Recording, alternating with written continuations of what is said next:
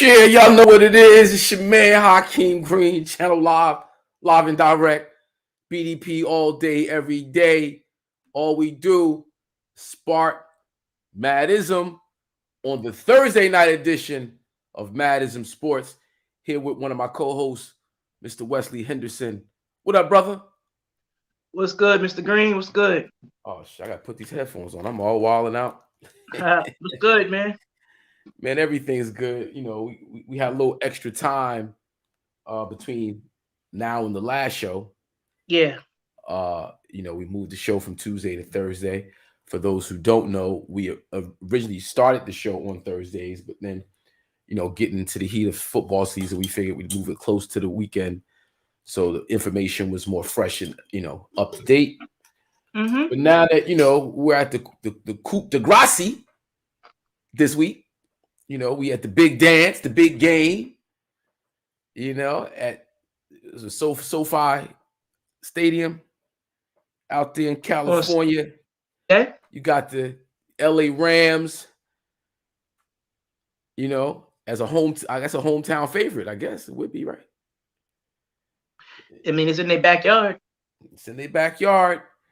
And we got the Cincinnati Bengals led by Mr. Joe Burrow. But before we get into all that, this week is kind of extra special. We got a special guest coming through, our old friend of ours, Mr. Eric Nix, former president of Violator Entertainment, music management and record label. He's going to join us. He's a big Patriots fan and an avid sports, connoisseur. So we're going to have him touch base with us and kick it with him and get some of his perspectives on this Brian Flores situation with Miami and in Houston and the league in general. So we got a lot to talk about this week, but you know how we do. We're going to launch this joint jewelry, which we tried to do last week, but didn't work out too well. This is just one of the newer songs on the upcoming album, Aubrey by Hakeem Green, myself. Hey, y'all. Produced by Ron Lawrence. This is jewelry. Big shout out to Nice Flicks on the video. Like it. Yeah, thank you, bro. Party people, like, subscribe.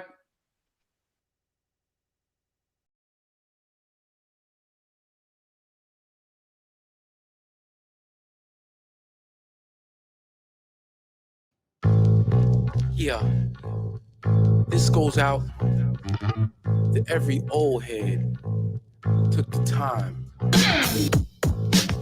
to drop a jewel on me. Little bits of wisdom. Yo, check it out. Listen. If pimpin' ain't easy, what the fuck is revolution? Rappers be spitting straight noise pollution. Here's a clean glass of water, I show you how to eat to live.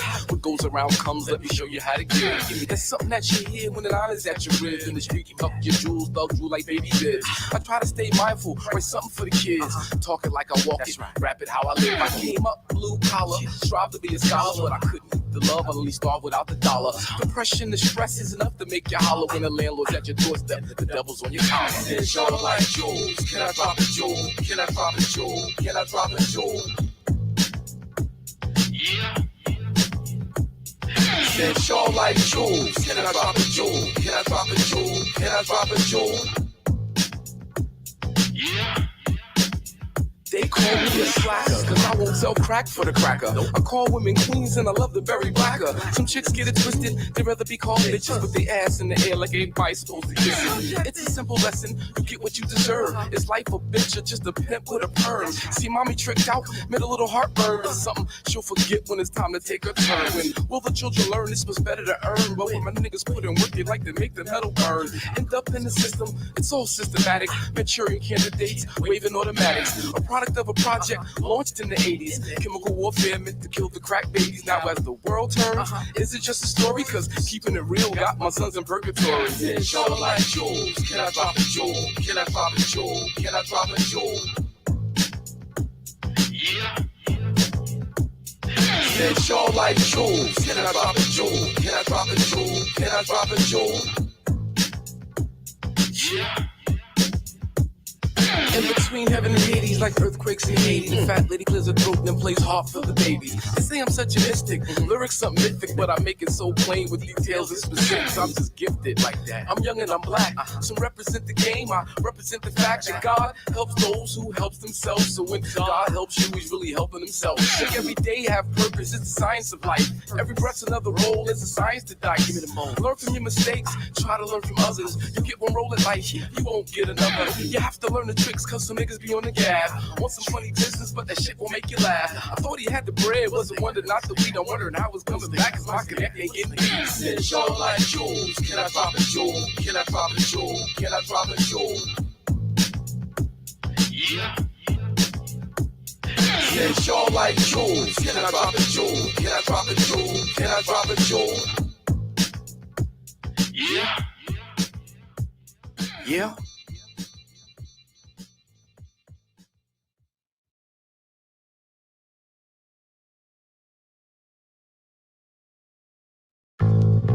Yeah. Rewind. Jewelry by Hakeem Green, produced by Ron Lawrence. Took the time. Video, nice. To drop a jewel on me, you know what I mean? Little bits of wisdom. Yo, check it out, listen. If pimpin' ain't easy, what the fuck is revolution?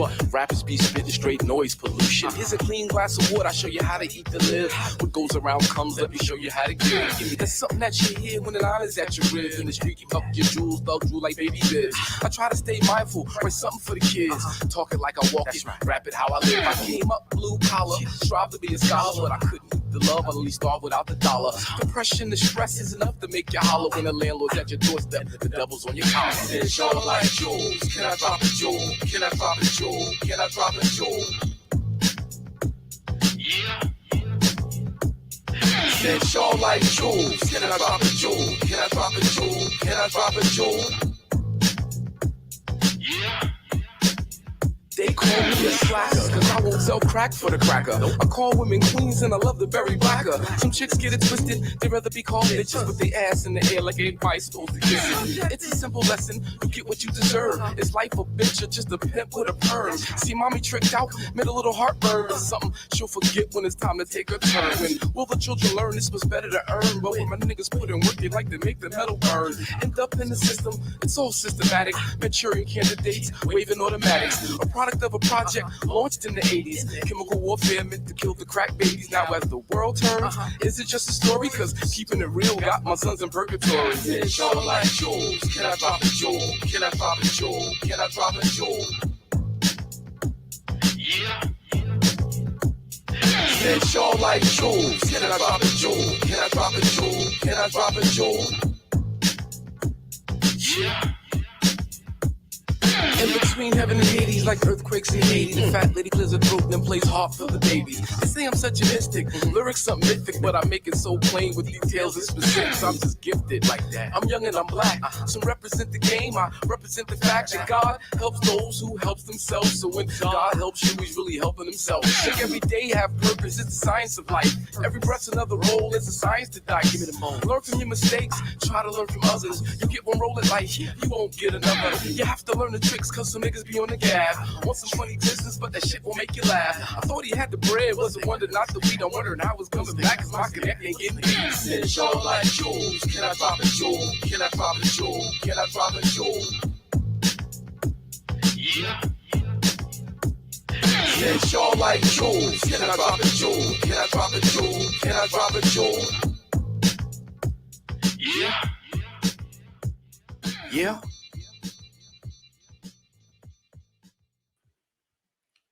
Yes. That is Drop a Jewel by your man Hakeem. Wait a minute. By Hakeem Green, produced by Ron Lawrence, video by Nice Flicks. Big shout out to Nice Flicks. And that's how we doing it. That's Jewelry up on the upcoming album, Aubrey. Mr. Wesley Henderson, IZM Sports in the building. You there? Can you hear me? Yes, sir. Oh, okay. Yeah. So let me bring in the other homie. Spliffy, what up, brother? Yo, what's good, fellas? What's up, Wes? What's up, Hot? What's going on, Cliff? Can we drop a jewel? Can we drop a jewel? Yeah. Well, you know what? Yeah. That's kind of yeah. You know, that's kind of I think the perfect introduction for this show, because our guest, Mr. Eric Nix, is known for dropping that jewelry. So I thought it'd be dope to have his take on what's been going on in the NFL with Brian Flores and the lack of, black head coaches and black executives in the NFL. So, with all that said, we'll bring in Mr. Eric Nix.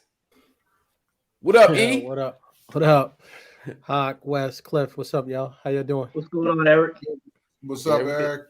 Chilling, Everything's man. good, all bro. Good, man. Everything's all good. What's up, fellas? Want to first thank you for sitting down with us on episode 55. Nah, it's my pleasure, man. I love what you guys do, man. It's my pleasure to always come when Hakeem calls, bro. Oh yeah, I appreciate that. Appreciate that. So, you're a very extremely successful entertainment executive, entrepreneur. You as a black man, in the corporate world, you've achieved some things, and you've had to navigate some pretty rough terrain when it comes to, race. So when we see what's happening with Brian Flores down in Miami, and then going over to Houston Texans, what happened with that, and just the overall landscape in the NFL with black head coaches, I thought it'd be dope to get your take on it, get some insight, and hopefully you can drop a jewel on our audience in terms of the best ways to navigate these types of situations. Yeah, no, I would love to. This is, I love what Brian did. I love everything that he spoke up for. He first he acknowledged that this issue was bigger than himself, right? That was the first thing. He acknowledged that it wasn't about his next job, or it was bigger than supporting his family, because he's going to be able to support his family for the rest of his life. He's an intelligent black man who can navigate those waters and support his family. But he realized that the issue of what black coaches go through in the NFL when they do get the seats. First of all, it's difficult enough to get the seat, but when they do get the seat, just what they have to endure from Hugh Jackson and so many other black coaches, and what they have to go through, and what they asked to do, and put the stain on their record, just to be the coach. It's crazy, and it's unfair. Yeah. So just to, for clarity's sake, with the audience out there, what he's saying in terms of the stain on the record, Brian Flores is alleging that the owner of the Miami Dolphins, Ross, asked him to lose games and to, basically accept $100,000 per loss in order to better the Miami Dolphins' chances for draft picks. So, that's kind of contrary to why you play the game. You play the game to win the game. We have ownership, asking coaches to do certain things. And we don't know if this is a black coach, white coach thing, but when Hugh Jackson came out and kind of confirmed a lot of what Brian Flores is saying, black coaches making these allegations is pretty serious. Well, Stephen A did something really important on First Take. He demanded that any white coach that was subjected to this, please speak up. Mm-hmm. And not one coach spoke up. Not one coach said, not one former coach or any other white coach or any other ethnicity stepped up and said, yeah, I had to do that too. Like, not one. So that leads you to believe that it's systematic. Yeah. Well, yeah. Is it that, or is it just that, these white coaches have they identify with ownership. They're in the old boy network. They don't want to lose their place in the old boy man. So even if that is the case, they wouldn't want to, shit on themselves. Snitch, basically. Snitch. And West Cliff, hop in. Hop in. Hold on. Let me, Cliff, just before you hop in, let me just say this to you guys. So I want to put another perspective on tanking, right? Mm-hmm. Every NFL contract, from the player's perspective, has a built-in performance clause. If you're running back, how many yards you run, receivers, how many balls you catch, defensive tackles, how many sacks you make, or how many you have performance clauses. So if the team and the coaching is in direct conflict with winning and achieving these performance goals, these players that are currently on the field loses money. And all of the discussions that I heard from First Take and all the, the barbershop talk and everything, nobody talks about how the players that are currently on that field are affected. So if you're tanking, that means that receiver is probably not catching the allotted amount of balls that he needs to catch to trigger that bonus that's written in his contract, or that running back isn't running for the 1,000 yards to get it. They're not the coaches are not designing it so that they can achieve that, and that costs them money. And that's directly in violation of what their contracts are designed to build. Yeah. Like that's a whole nother perspective that everybody left out. Yeah. So again, for clarity's sake, for the audience, a lot of these big number contracts, you see, oh, this player got to sign a contract worth so and so and so and so. That big number is really predicated on benchmarks. So if the player catches X amount of balls, or if the player runs for X amount of yards, if the player has X amount of touchdowns, they see that money. But if they don't achieve those benchmarks, then they don't get what's in their contract. And then when you have, coaches and systems basically designed to tank, you're not able to achieve what you're contracted to achieve. So just so you guys know that, and that's a huge deal, from I want to say from a federal government level. It's not like antitrust laws are being broken because, you basically have it's a conspiracy to not win. There's so many entities affected that if that could be proven, like that's part of the grand scheme and the grand plan, then obviously, that goes against everything, the whole thing of sport. But the whole Hugh Jackson thing, I mean, the Cleveland thing was all part of their grand scheme, part of their plan, which is why he felt, like compelled and incentivized, financially, like he was, basically doing nothing wrong. It was just like it was part of their whole building, I guess, rebuilding process. Where's he coaching now? He's at Grambling. Mm-hmm. My point. Grambling. My point. Yeah, my point. Yeah. It's many years ago, I was working very closely with LL Cool J, and we did this episode around. We were promoting a movie called Rollerball that LL starred in, right? Love that movie. And classic. we went at the time it was Heinz Field. We went to Heinz Field in Pittsburgh to do an episode with Jerome Bettis. And off camera, Jerome Bettis told us, he was like, yeah, that like we're at the end of the season, we're not going to make the playoffs, and they're isolating me so I don't trigger my bonus. So they're not handing me the ball. They're not putting me certain plays.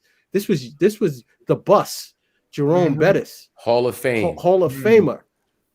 And I promise you, this is no lie. This is no exaggeration. Like literally, it was me, him, and LL Cool J standing, and he was telling you, they play games like that, and so that they could save money and not trigger my bonus, and because if I get a certain amount of yards, I get an extra $1 million or whatever. You saw Gronkowski on the sideline with the Buccaneers, and he told Tom Brady, I need another play. I need another pass. Tom Brady wasn't even going to go back in the game. He said, "Oh no! I got to go back in the game." And he got the ball to very next play. The very next play. Boom. Gronkowski. Year before that, he did the same thing for homeboy that took his shirt off and ran off the field. He did the same thing. I was going to ask you about that. He did the same thing for Antonio Brown a year before that to trigger his bonus. So. Tom Brady is for he's for his players. He wants to make sure that his guys get their money because he's well paid. He's extremely well paid. But before you speed, yeah, go ahead. Because with you, the Tom Brady conversation, and then leading over to New England Patriots, we got to get into all that. But I just want to make sure we cover the Brian Flores conversation. In that was in line. I wasn't spilling over to Tom Brady, but I'm just staying in line with for me, that was the biggest part of the Brian Flores situation was the actual players being hurt. Right? Forget if an organization wants to tank to get draft picks and all. I mean, listen, what was trust the process all about in Philadelphia? It was about tanking to rebuild through the draft process, right? That was what the Philadelphia 76ers coined trust the process. It was about tanking. So if an organization wants to do that, but what ends up happening is around the league, everybody's got to understand, and it's got to be on the table so that these coaches that are there, specifically the head coach who gets punished the most, and the player, when you're purposely tanking, everybody's incentive bonuses on the entire team should be covered automatically. I'm tanking. I'm paying everybody's performance bonuses. You guys are covered. We're tanking this season. Then I have no problem with it. Yeah. I have zero issues with it then, because if an organization wants to work the draft process, by all means, God bless. Right. But as long as everybody's on the same page.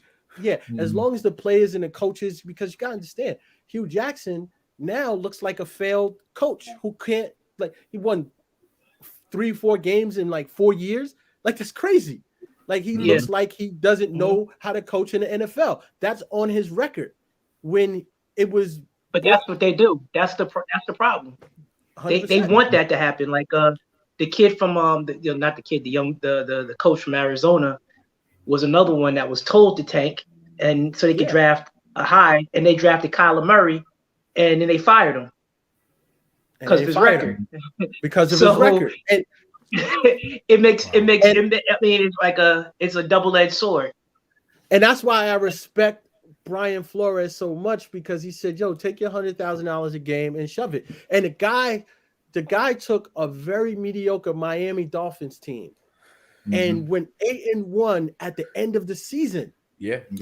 How do you go 8-1 to end the season and lose your job? Well, he ended up with 3 seasons straight with a winning record, right?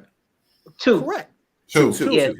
But you got to count when he was in New England too. He was a major part of our winning streak in New England. Yeah. Oh yeah. But when it comes to head coach and in the skin game, you gotta.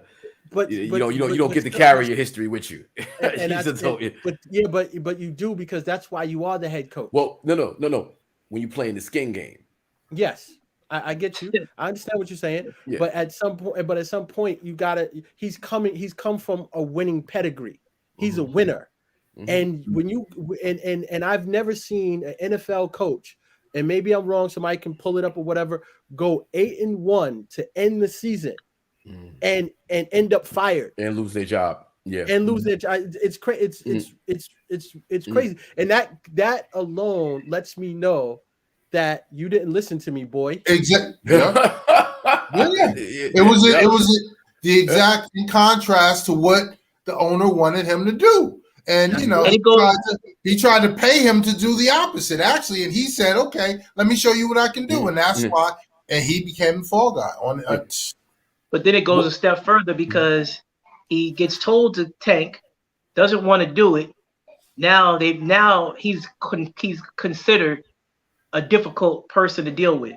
And that was the narrative on television, because I heard many people saying, yeah, Brian Flores, I heard, is a tough person to deal with. Well, anybody on this panel can say, if someone told you to do something you didn't like, you become difficult to deal with, right? That's a human trait. That's not. Can I add something on to what you just said, Wes? Yeah. Someone's asking you to do something that's unethical and against the rules. Yeah. Let's add that on. I put it this way: Bill Belichick didn't deem him difficult to work with. Absolutely not. None of the players in the locker room deemed him difficult to work with. But a piece of it was also to protect the other coaches, because they wanted to put him in a bucket with the other New England coaches. They said that were unsuccessful. They were like, they all have this same personality. They're not good communicators. But those are the losing coaches, like the Charlie Weisses and the Matt Patricias. They wanted to put Flores in that vein, and Flores is a winning coach on his own. He didn't lose, but we want to put him with the losers because we have to protect this narrative that he's difficult to deal with. based on something totally different. So not 100%. because of performance, because of someone telling him to do something unethical. That's crazy. It comes down. It just comes down to the bottom line that they don't look at us as leaders of men, right? That's it. When they Period. when they look at our brown skins, they don't have the perception that we can lead men, right? That you're not a general. We don't look at you as intelligent enough, intellectual enough to drive this bus. That's when it comes down to, right? When you have a good old boys network of billionaires who made their fortunes doing a whole bunch of whatever things, a lot of it comes from generational wealth, right? Which at a time in which African Americans weren't in control or leading anything, and that mentality and that thinking is handed down. They don't look at us as leaders of men. They don't. They don't. Now I want to stay on Brian Flores, but hop to another point. But before I do that, I just want to, share some thoughts from a former NFL player. And, Wes, Cliff, I don't know if this is the right guy to use, but we're going to go ahead and see what it is. And you tell me what you guys think. I think I know where you're going. I saw it. That's right. Oh, I'm muted. I'm muted. Yeah. 100K to tank the season. Go back. Just read what the owner of the Dolphins tried to offer Brian Flores, 100K to tank the season. I'm gonna tell y'all some crazy shit. The year that I got cut, and some athletes, I told athletes, hey man, I feel like our season getting sabotaged. That's just how I feel. There's no way that we should be running the same exact plays. I remember going into Coach Garrett's office, asking, hey man, I look forward to the game plan. Why am I lining up in the same place each and every week? Like if these guys on the other side not getting paid. There be times in the game I line up, I know I'm one-on-one. Dak don't even look my way. So many times on film, it was so many times on film, so that ball was not coming to me. So it got to the point where I got frustrated and I was like, you know what? Fuck this shit. I'm gonna air this shit out in the media.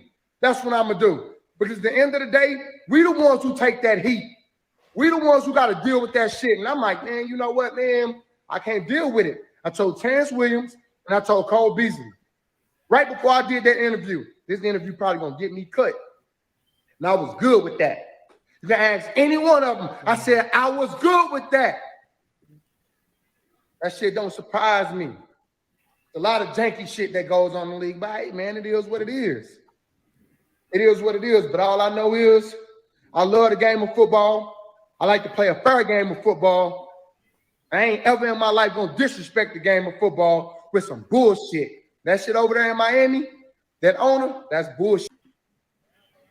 Yeah. That's real talk.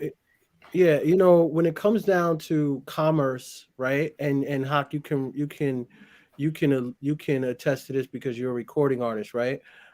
When it comes down to commerce, right, with an owner and thinking about the financial bottom line, and then it comes to an art form that you're passionate about and attached to a culture that you're passionate about, those things oftentimes become in direct conflict with one another, right? And the owners are sitting there going, yo, this is about money. This is business, right? And you're sitting there going, yeah, fuck your business. I'm here to play. This is my career. This is my life. Yeah.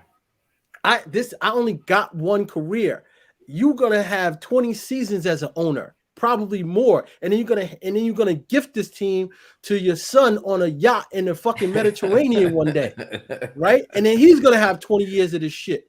So this is my one career, and I'm trying to create generational wealth for my family. And that shit comes into direct conflict with one another. And that is the biggest issue. Wow, that's crazy. Guys, you want to chime in? Des Bryant is another one of those solo acts, right? So when I say solo act, it's easy to ostracize one person talking in the village because everyone else won't side up with him. Just like Flores, right? So if we don't get Flores some support, Flores becomes the martyr. He becomes the problem, not the solution. We need people to really step up because you know the power's in the numbers, right? Tony Dungy got online finally, and I was happy to hear from him because the way he put it, I mean, Tony Dungy's a class act anyway, right? Let's just start there, right? For sure. He was told that he couldn't lead men, right? Because of the way he went about his business. He didn't rant and rave and cuss and do all this other stuff.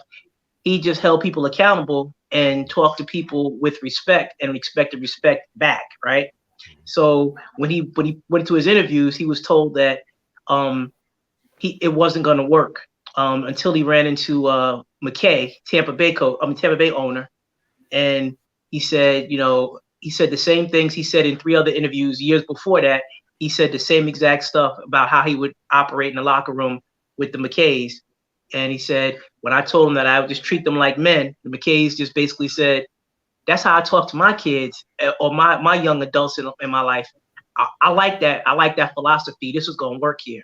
So long story short, he wouldn't name the GMs that told him he wasn't going to make it, but he's had conversations with all of them, and they've all kind of bit their lip because they wanted to follow this narrative that he was a defensive-minded coach, couldn't lead a whole team, and his demeanor was going to be a problem because we need somebody that's going to be fire and brimstone, rah, rah, rah, get after the guys, all that other stuff. Everybody doesn't need that, right? So that just goes to show you, and he brought that up. And he said that he wasn't going to make a judgment about Flores, even though his first reaction was disappointment in the NFL, not Flores. He said, but he's going to engulf himself in the details of the report in the next week or so, and he's going to have more to say about it later on. So that's the person. For me, I think you can kind of cancel out the Hugh Jacksons because even though I think Hugh Jackson is viable, his story is not going to be heard because he's looked at as a loser, right? That even though we know he didn't lose on purpose, like he could coach. Even with receipts. Even with that, you need Tomlin and you need Dungy. You need successful people to come forward and say this is how it is because successful people. You don't. I think you do. Well, you can't look at those two but particularly those are winning. I mean, the McKays, probably did it right. The Rooneys are doing it right. So Tomlin, what kind of tea will he be able to spill? You know what I'm saying? Last year, Tomlin he stepped up and he spoke out about there not being enough black coaches around the league. Yeah. And then Shannon Sharp said, "But what about your own roster? How come you don't have more black coaches?" Yeah. Mm-hmm. Yeah. So it's like it's 6 and 1 and half a dozen the other. Is it when to shift gears? But on this point, Byron Allen coming up to make a bid for the Denver Broncos, like black ownership. Like that's is that the game changer? Will they allow him to purchase a team knowing that could be a game changer? What you guys think? I want to go back to what I was saying because I'm sorry. I'm definitely want to know, like, you said that's not gonna work, but I want to get your feedback on why. Oh, okay. Like you don't need the winning coaches. I just wanted to get your feedback. Yeah, you don't because Tomlin is protected, right? He's gonna leave Pittsburgh on his own terms, right? Mm-hmm. And he's not going to jeopardize what he's built in Pittsburgh, right? And if he is asked to tank, he's protected by his tanking, right? See, there's a difference in Hugh Jackson and Brian Flores tanking because their records are going to be reflective of that. Tomlin is a Super Bowl winning Super Bowl winning head coach. He's not going to lend anything to this situation, right? He can speak up and say, only thing Tomlin can do is speak up and say, yeah, this is the norm, right? We know this very much so, like Spygate or Deflategate, or even when they were putting bounties on players. Every player said, yeah, this is the norm. We know this happens in the league systematically. Only reason why they're saying something is because either the Patriots got rocked or because this team got rocked. And And now it's coming to light, but we know that we put bounties on players, and so only thing Tomlin can do is come out and say, we know this happens all the time. Couldn't he say something like, couldn't he come back and say, like you said, this happens all the time. I'm fortunate enough because my ownership gets it. Because again, we already know it's the owners, right? Because we got Jerry Jones. How does I'm just saying it kind of puts because Jerry Jones is out there saying the NFL got to do better. We all know you are the NFL, Jerry Jones. So no, Jerry. No. Well, it kind of makes both you guys points actually, but with the Rooney Rule, we already kind of know that the Pittsburgh ownership has been more progressive around the league than any. That's any a perfect. team. That's a perfect segue in conjunction with the Brian Flores, the Brian Flores topic, the Rooney Rule. So the New York Giants takes a bullshit meeting with him just to comply with the Rooney Rule, although they already made their decision, right? To me, that's in direct violation. Why? Because there's not enough African American head coaches in the league, right? It should be impressed upon every NFL owner. Why? Because the NFL is made up of 78% African American men, right? So it should be impressed upon every NFL owner that when you have a vacant slot in your roster, you are supposed to interview an African American coach first or second. Yeah, he shouldn't be. You can't make a decision. You can't make a decision. A known decision, and this is where Belichick fucked up. You can't make a known decision until you have a legitimate interview with an African American coach. The only way that's gonna happen is if that 70% of the league that's African American says, you know what, we're not playing until the shit gets better. Because that's not gonna happen. That's not gonna happen. That was supposed to happen. That was supposed to happen with Kaepernick. No doubt. But see, here's the thing, because ownership. It's really hard for me to agree to not run my vehicle the way my team run it. You're not going to tell me about race relations. I do this my way. This is my team. What did I say when I first started out the conversation? I love Brian Flores because Brian Flores said this is bigger than me. Yeah. Right. In order for 78% of the African American players to all walk out together, they all have to ignore the carrot that's being dangled in their face. Right? You gotta say to yourself, I got this mortgage, I got this house, I got these cars, I got these kids, I got everything that I have to pay for. And that check is going to cover that. You got to be able to say, I'm going to figure this shit the fuck out. Fuck that check. I'm walking out because this shit is not fair. And until you unanimously get everybody to think that way, it's never going to happen. Brian Flores is somebody who said, fuck that, I'm walking out. Yeah. And that's why I love him for it. Okay. So now the other part of the Brian Flores situation, you touched on the Giants. What up, E? Eric Harrield in the building. Big shout out to JT, Jonathan Fields. Thanks for checking in. But the other part of that Brian Flores situation is him, going to Houston, or there were rumors of him going to Houston. And then once he dropped the bombshell, it was like they immediately hired Lovie Smith, and I saw, who was it? Acho and Marcellus were criticizing Brian Flores for making a statement in regards to Lovie Smith, saying that, well, we know the only reason why they made that hire is because I dropped a lawsuit, right? They were like, oh, that's foul. Why are you going? So now you're saying that Lovie Smith is not deserving of the job. No, he's saying that the Texans wouldn't have made an African-American hire if he wouldn't have dropped the lawsuit. Not that Lovie Smith is not qualified. And Brian Flores was a finalist for the Texans job, and he was most likely going to get it, right? When you finish the season the way he finished, he was most likely going to get a head coaching position, and he was finalist for 3 different jobs, right? and all of them are I think all of the positions are filled now, right? All of them.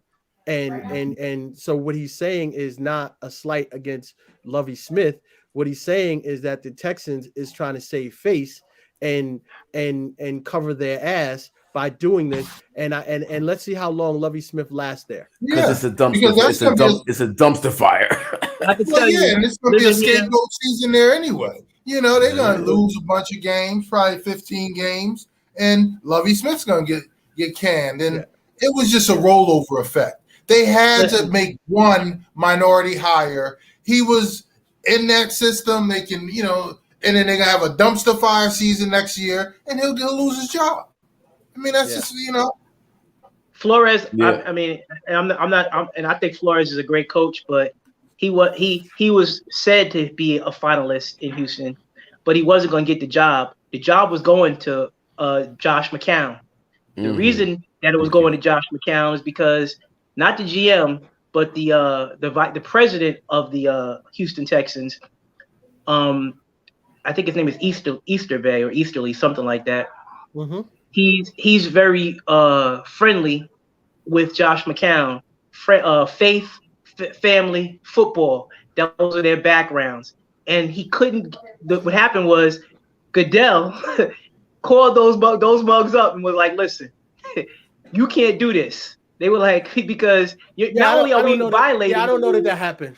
I don't know that happened. And the same thing happened in Minnesota. Like when they brought what's the name from Michigan to interview in Minnesota, and he was told you have the job because they were buddy hardball. They were buddy. You got the job. This is your job. He got there. Something happened. He didn't get the job. And now he had to go running back to Michigan with like, oh, you got me as long as you want. So I don't know that just because they were buddy, he was getting his job.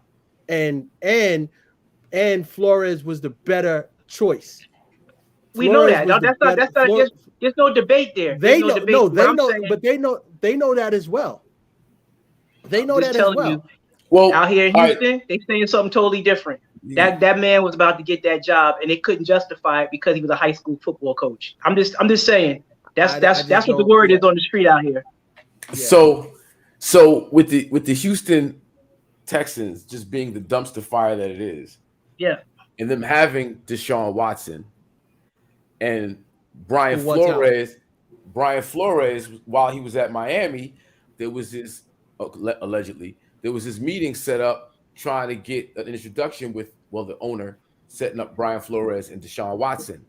When Brian Flores figured out what was going on, he again ethically that's not proper, that's not right, that's actually against the rules. He nixed it and walked out the back door. Now it's ironic that he would be considered in Texas, considering the whole controversy with Deshaun Watson. Like, is he staying? Is he leaving? Like, what's really going on with that? Yo, Brian Flores is a man of integrity, man. Yeah, he is. You know, he's a brother with a man of integrity, and you gotta respect that. You gotta respect who he is as an individual. You gotta believe him when he says, "This guy offered me $100,000 to tank." You know, he didn't hurt Belichick by exposing those text messages, right? Mm-hmm. He's a man of integrity, and he put and the biggest thing is he put so much on the line for blasting this shit, right? For all of us, for our kids, for our future, for future coaches, for everything. He put everything on the line. Yep. That's why we revere Colin Kaepernick the way we do. Yeah. Because he put everything on the line. Yeah. And until people like Brian Flores become the norm, because everybody is so much like, yo, I don't want to rock the boat. I ain't gonna say nothing. I ain't gonna say that. Yo, bro, I've recently gotten into film and TV, and I had a pitch meeting with a white executive from a network, and he was basically asking me for the content where we play ourselves and we fight and we do. And I was like, there's more to African American stories than hair pulling and fighting. and he couldn't rationalize what I was saying because he's making so much money from that. that he couldn't rationalize that there's other places to make money in our stories because he don't live our culture. They don't understand us, right? So all he's thinking is one way. And and me and him just kept butting heads on a call because he couldn't think anything other than that. And that's an entertainment period, whether it's basketball, football, music, film and TV. It's just all across the board. When you have people who are only interested in money and they're not interested in building something great, right? And rap music, only way the white executives can actually tell what's good and what's not good is by the numbers.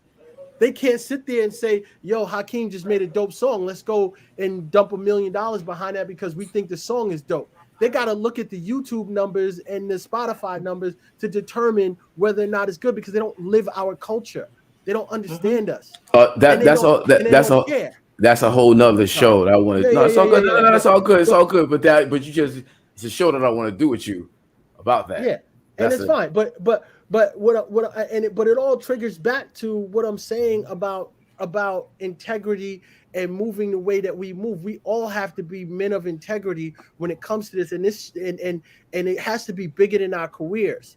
And it has to be like it's almost like when women were afraid to speak up because they were afraid to lose their jobs, right? They were afraid that if they spoke up against a man who was doing something unethical, they were afraid to not get booked for another movie role or something. And then as soon as it became the norm, now every time that shit happens, it just comes out the woodworks. It's the same thing. It has to become the norm with us when we are used as this. It has to become the norm that we speak up and use it as integrity, and then it'll stop. But until then, it's like, nah, we don't want to say anything because we need to chase that carrot, and that's the biggest problem. Yeah, and so for our viewers, he's commenting on Brian Flores' stance and saying that Brian Flores, ex-coach of the Miami Dolphins, and his stance in terms of the lack of black head coaches and putting everything on the line. That's what he's describing. Just so you get it straight. Yeah, man, I totally agree. Guys, Wes, Cliff, anything else on this topic? Well, before we move on, we want to talk about that minority group possibly buying in Denver. I mean, that would only be a step in the right direction. Because like I heard earlier today, we need 7, 8 minority owners for it to really be impactful. Group of owners, because again, the boys club is real. You know what I'm saying? You have one sprinkled in as a token, or 2 or 3. That's not really gonna bring the change that we need. I don't think. And let me just say this to you. And I love homeboy who's trying to buy the Broncos. I think that he's great and he's brilliant at what he does. Byron Allen. But there's a lot of white money invested in his companies too, though. So just be his investment group is not Byron Allen. He's just the face of it. You know what I mean? He's a popular face of it. There's a lot of diversified money invested in his investment group. Just to be clear about that. Yeah, I mean, do we have individual folks who have that type of financial backing? No, I just think that without a group. going to a group, without forming a group, you know what I mean? Like, can you? Absolutely. But what ends up happening is it has to be a group of them, right? It's not one individual; it just has to be a group. But you have to have a group of minority people getting together to do it, right? And pulling the resources from wherever you pull the resources from. But it's got to still be a group of African American wealthy people to pull together, and we've yet to see that happen. Yeah, and it would still have to be voted by. That's the biggest. The governor, the board of governors, they call it. Not like they were talking about LeBron today, saying not to switch gears, but it was about ownership, and they were just saying his interest to own a team, and we a lot of us we kind of been conditioned, and I know it's not true, but we think that money's the only obstacle. But there are plenty of people that could have afforded a pro team years ago. But that board of governors they keep it tight. They don't want everybody in that group. So you get a guy like Jordan. Jordan is a brand, right? Jordan's a brand by himself. Like even Derek Jeter. Derek Jeter, they call him one of the owners of the Miami Marlins, but he has what Eric said, a group of white money attached to him because Derek Jeter again is a brand. So people buy that brand and they want to buy into that brand. So we're not going to get that. But it's not just about money. You got to get the governor's vote as well. It's only but so long they can keep us out, bro. The paradigm is shifting. Yeah, I feel the paradigm is shifting. It's only a matter of time before, more and more are you going to start to see the Brian Flores's pop up. You're going to see, listen, Harvey Weinstein got away with what he got away with for a very long time. But, it's a different day and age now, bro. And you're not going to be able to continue. They're going to have to let us in. Let me reverse. Let me reverse since I got you three gentlemen here. Eric and I, we always build, and like especially through the Colin Kaepernick, controversy, like we were always on the phone chopping it up, always, sharing ideas and perspectives and what have you. And while we have you on Madison Sports, maybe you can again once again address you did earlier Colin Kaepernick and its importance to sports, definitely football, but just in terms of us as a people, Yeah, man. He uses, we become celebrities and it becomes about me. Becomes about me. Right. And we have to, when you get to a certain point, and that's how come I give back to so many of the young recording artists. I give knowledge to so many of young recording artists coming up today, what to do with their money, how to conduct themselves, how to own certain things, how to invest their money, because it can't be about just one individual who got out of the bucket.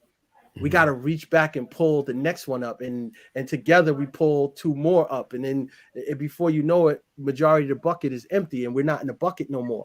But when you get, and so that's why I love what Brian Flores did. I love what Colin Kaepernick did, because they made it bigger than themselves. Colin Kaepernick could have just went on with his career. He could have went on with his career. He was an NFL Super Bowl quarterback. He would have gotten a job. Nah, what you bugging?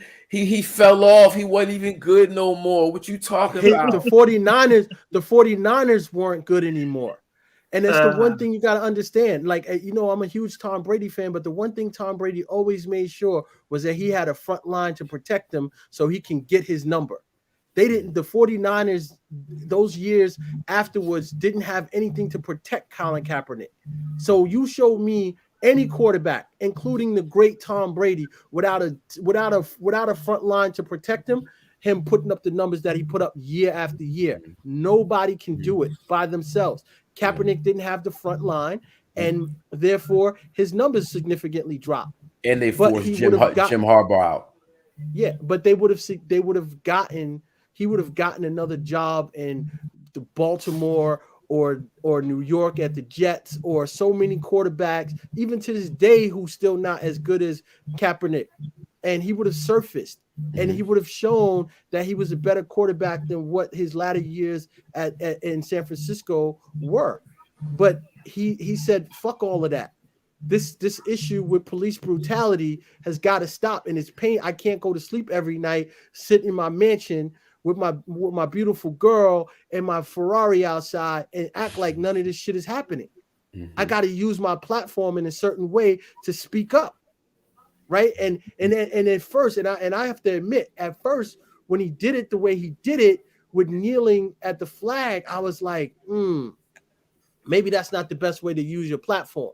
But then as I thought about it, well, how the fuck is he going to get the attention? Because everybody's fed up with it.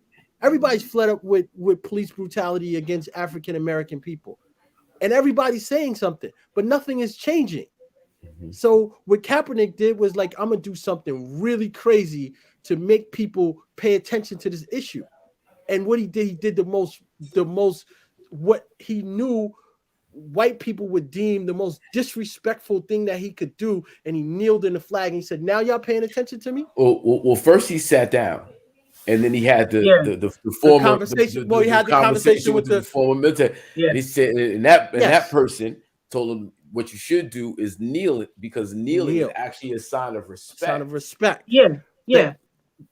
100%. You're right. I didn't go through the process, and I know the process, and that's the But my point was, he was protesting the national anthem just so that he could use his platform, so people could say, "Why is he protesting? Why is he doing this?" And then when you stick the mic in his face and ask him, he says, "Because until we have America that reflects what that flag is supposed to mean, I'm not going to stand for it." And I respected that. And everybody went crazy, started burning his jersey, doing all kind of crazy shit, and it became a thing. It was much bigger than him, and that's what I loved the most about it. Yeah. And that was the first thing I said about Brian Flores. He made it much bigger than himself. Yep. So you guys want to touch on that before we move on? And he gave the ultimate sacrifice, his career, and that's what it came down to. And ultimately, I hope it don't come to this, but that's probably what B Flow's gonna have to deal with too. You know what I'm saying? Because there's no way that man shouldn't be coaching. We all know that. I don't think that B Flow is gonna have a problem, man. I seriously don't. I think that at the end of the day, they need winning coaches, right? And I think that they know that he can lead and build, and an organization who isn't interested in tanking may not be opposed to hiring him as a head coach, right? Because he's shown that he can put numbers on the board, and as a result, oh, by the way, at the end of the season, the Dolphins' attendance was higher than it's been in 4 or 5 years. Wow. Because they were winning. That equates to money. And so I think that unlike Kaepernick, I don't think that he will be ostracized the way Kaepernick was. Yeah. Yep. Gentlemen. Yeah, I'm on the fence with it. Like I think he might get a job again, but I'm almost like one of them people like I don't like the Lovie Smith hire again. Do you want that job? Like, I don't even want the job if I'm like third fiddle. Like, that's what I'm trying to say. Like, these dudes are getting interviewed. Oh, by the way, Lovie was at the water cooler that day. He was drinking water. Like, oh, they go Lovie right there. Come here, Lovie. You want to coach? That's what it felt like. That's what it felt like, So it's like even you gotta just like let's dumb it down. Let's take it away from football coaches. Anybody here want to get a position that no one wanted them to have, and then they gave it to you after the fact, like after 5 other people got interviewed? You feel a certain way about that. If it's my career and it's what I do, it's what I do. Yeah, it's what I do. Career, it is what you do, but they didn't want you to do that. That's what I'm trying to say. They didn't look at you like that initially. They have 4 other people that do the same thing. They didn't want you. And to that point, Wes, Cully, they hired Cully, as a stopgap, right? 26 years, considering the state of the Houston Texans before he got there, he ends up going 4 and 13. 4-13. But the teams he beat some quality teams. I forget what he beat, like the Texans. He beat some playoff teams. He beat the Titans. Thank you. And the Chargers. No, that's not a playoff team. But that's the reason why they didn't make the playoffs that game, because they were in it. That game knocked them out the playoffs. He knocked them out. That was the last game of the season. And then they fire him. Like he was set up for failure. So it's like you take this job that they don't really want you to have, and all they're doing is setting you up for failure. Well, they set him up for failure when they told him he wasn't playing Deshaun all year. And they created all that controversy. But Lovie Smith set up for failure? Absolutely. Of course. Yeah. Come on, it's just a spillover effect. Of course. Where it won't raise any flags, and we're not really. If I'm Lovie Smith, I'm gonna keep it real with you. I don't know what his financial situation is or whatever, but if I'm Lovie Smith and I know that it's between me and Brian Flores, and I may have to bow out, bro. I just me. Like I know everybody's like, yeah, right, Eric. I'm telling you, like I get it, and he knows he's taking his job purely for the check. I'm just gonna make whatever his contract is for a year or two, and I know I'm not gonna win here. I know I'm not gonna get the resources to win here. So this is basically a check, and then I'm out. And it's gonna just have another black stain, and it's gonna have another black stain on black coaches.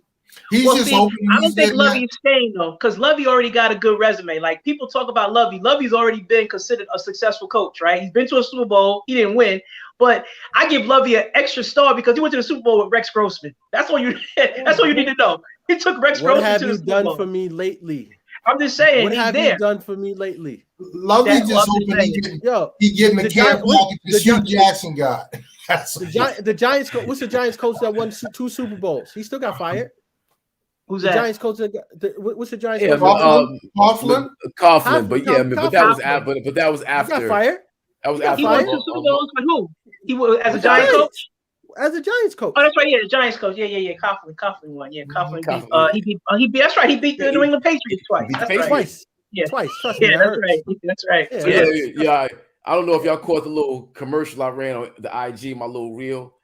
And I was cracking jokes against the Patriots, and I want to just clear the air. I don't have really nothing against the Patriots. Actually, I like the Patriots.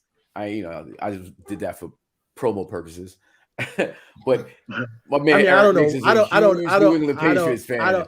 I don't know why you would even take a shot at the Patriots being a Cowboys fan. Like that shit is crazy. Yeah. You're sitting with three Cowboy fans, mind you. Yeah, I know the game, the first game in the playoffs, y'all was sitting there going like, oh my fucking God. Mm-hmm. Like I know y'all were like ready to just like I'm just used to it at this point. I'm just used to it. Like it's 27 years of the same bullshit. Yeah. So what do you think is wrong with the Dallas Cowboys, E? Oh, the owner. You gotta get the owner out the way. Okay. Same. I'm a New York Knicks fan. Same thing. We're not gonna do anything with the New York Knicks until we get rid of the owner. It's not gonna happen. Mm-hmm. It's not gonna happen. Wow. True. That's what I said. Jerry Jones puts people in places that he likes. He didn't want to give Dak Prescott that reason why Dak Prescott had to be franchised before he got the contract was because he didn't want to let his buddy Tony Romo go. Are you kidding me? He was forced to, again, because he can't see this African American football player having the success that he had with the Cowboys and leading America's team and try to bring Tony Romo back. You can't do it. Black man, you can't do it. Black man leading America's team. We got another Cowboy fan in the building. What's up, Zeus? Yo, the coaching of the Cowboys is always going to be a problem because he only puts it's I seen a comment that the guy just had on the screen. The coaching is the problem because the owner wants coaching that he can control. He doesn't want coaching that he can't control. Yeah. And when you put people in that situation, you can't go ultimately hire. Jerry Jones is the head coach. Ultimately, Somebody Jerry said Jones. yesterday, He's making I'm final decisions. 150% with you, Eric, on this one. I was listening to somebody the Fish Report. He's a Cowboy beat writer. He said anybody who thinks that Jerry only hires puppets, they don't know what they're talking about. So if you take that stance that Jerry only puts people that he likes in power, he's like, you don't know what you're talking about because Jason Garrett ran the building. Get He the said, fuck out Mike of here. McCarthy. That's what I was like, ain't no way in hell. Ain't no way in hell you're right. I don't care. JT just nailed it. The reason why Jimmy Johnson was fired after the success that he had in Dallas was because he wasn't a puppet. Thank you, JT. And the reason that Bill Parcells walked out the door because he wasn't a puppet. Absolutely. Same thing. Yeah. Absolutely. Same thing. Absolutely. You see Sean Payton won't be a puppet.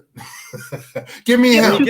When he gets there, yeah, you're right. When he gets there, he can't get there till the year. He can't get there till the year after, right? But the thing is, Jerry got to step out the goddamn way. I just don't know if he can do it. I don't know if he can do it. He's getting old. He been getting old for a long time, bro. Yo, you see Robert, you see my man Robert Kraft, right? My man Robert Kraft is like, yo, do your thing, bro. Man, I'm getting massages with the happy I'm gonna go ending. I'm gonna go get this happy ending, and I'm gonna chill. I'll be in my box. I'll be in my box with Jay-Z. What up? I'm going to the Rock Nation brunch with Jay-Z and Beyonce. Yeah. I'm chill. Like Robert Kraft stays out the way. Only time he got in the way was when Belichick was trying to get rid of Brady. And he was like, yo, listen, Belichick, I'm telling you right now, Brady could do whatever he want to do. You don't have no control. I leave you alone. The only thing I'm asking you, don't mess with Brady. Leave that man alone. Leave that man alone. And I love that. Somebody who's done what he's done for the organization, you got to let it breathe. That's why I love Jimmy Johnson, because they said cats would come to practice late, and they were like, "Why you don't get on?" He's like, "Why you cut that dude?" I was like, "You don't cut Troy, Michael, and Emmett." He was like, "That's Troy, Michael, and Emmett." mind you, and one thing I want to say about Belichick created a beef with Brady over Garoppolo. Yeah. You just saw Garoppolo play this year. Mm-hmm. You gonna beef with Tom Brady over Garoppolo? I know. Are you crazy? Yeah. Yo, Patriots. Those next two those Super Bowls should have been in New England, bro. I'm telling you, the Buccaneer Super Bowl last year should have been in New England. But this idiot, but Belichick wanted to beef with Brady. It's crazy. Over Garoppolo. Crazy. That's crazy. And that was a young Garoppolo. That wasn't as refined as he is right now. Because we'd have had AB, we'd have had Gronk, we'd have had the front line we had a great defense. The Patriots had the number 1 defense or the number 2 defense in the NFL this year. Yo, we'd have had Super Bowls, bro. More Super Bowls. You just brought his name up real quick.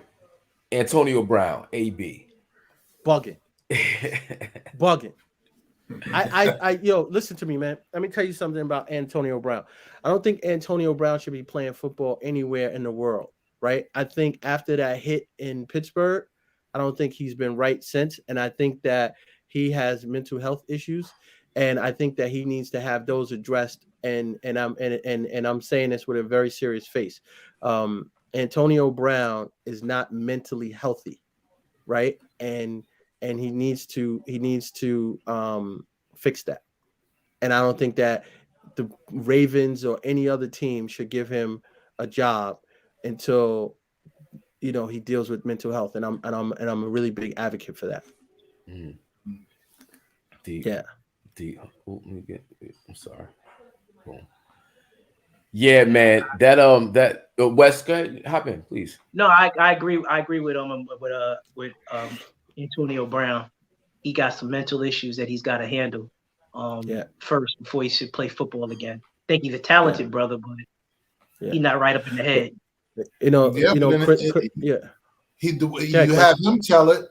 He's saying he's fine. So again, somebody needs to be hold him accountable, at least to himself, because he's claiming he's fine.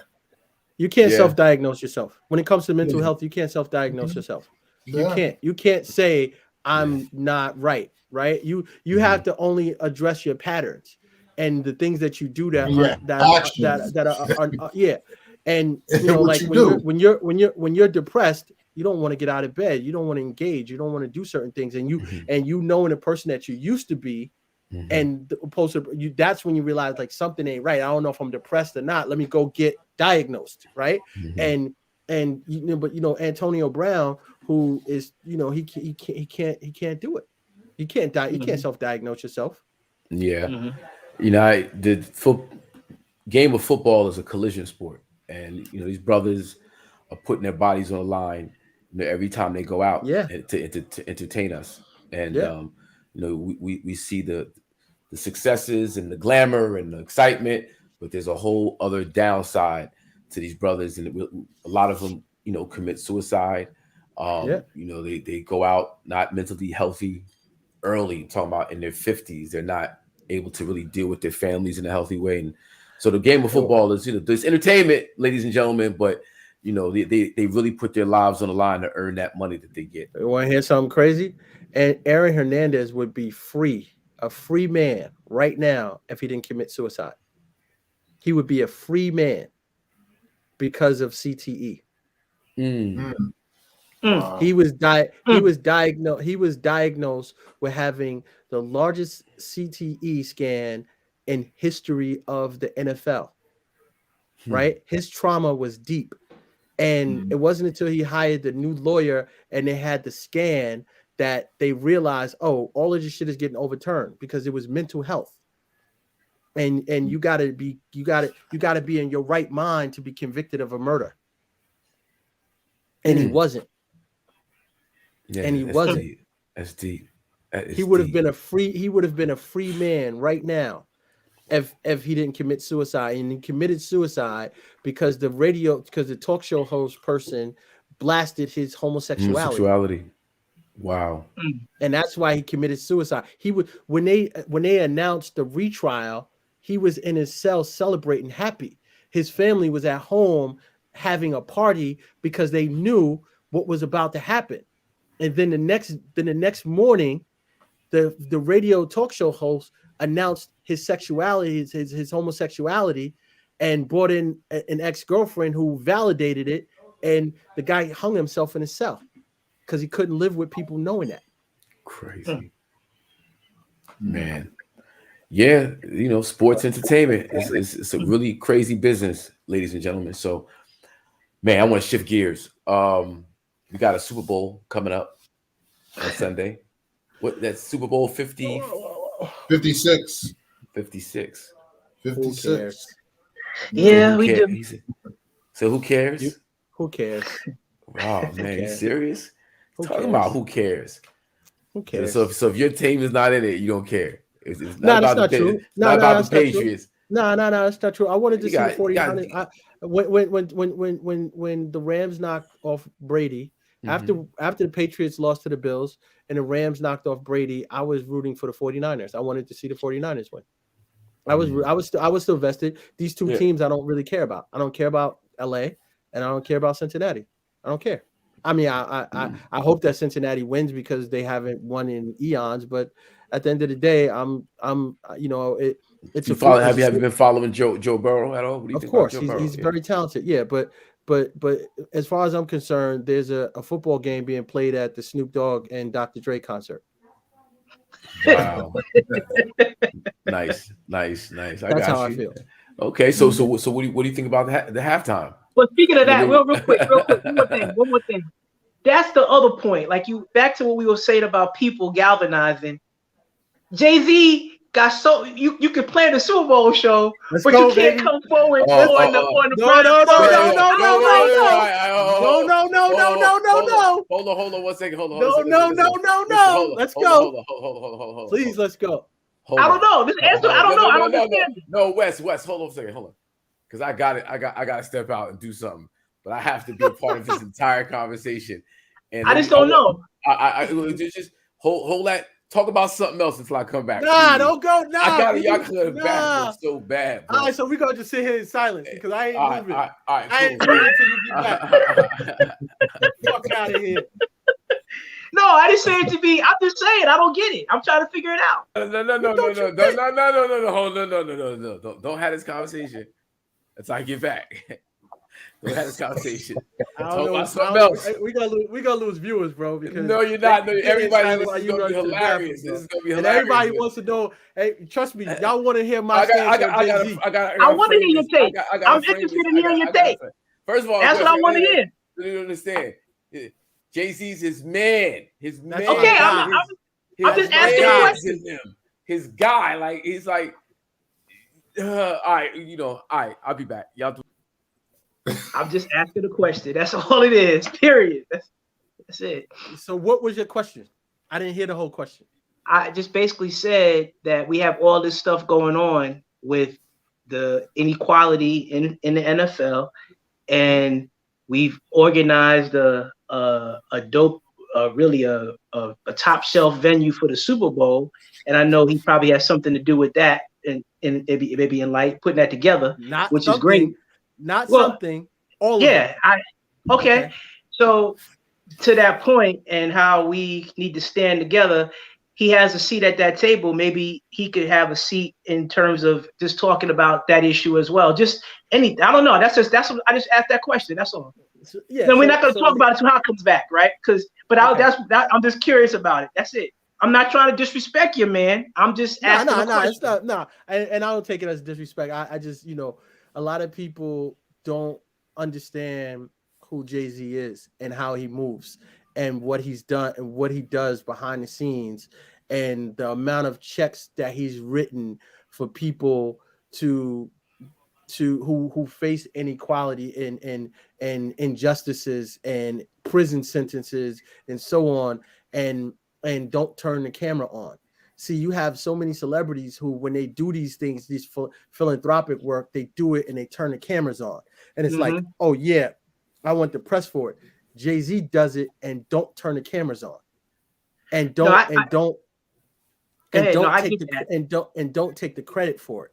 Right, that's the part that a lot, so when he got criticized for taking the job in the NFL, I'm the only one that everybody's making memes about him and doing all kind of like, the guy is always there for people who look like us.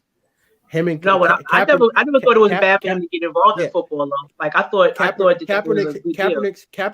Kaepernick's issue with Jay-Z was Kaepernick's girl who used to work at Hot 97, and she wanted Kaepernick to take charge. Like this, like African American injustices when it comes to the NFL is solely to be led by Colin Kaepernick, and nobody else can do anything on this topic unless they consult Colin Kaepernick.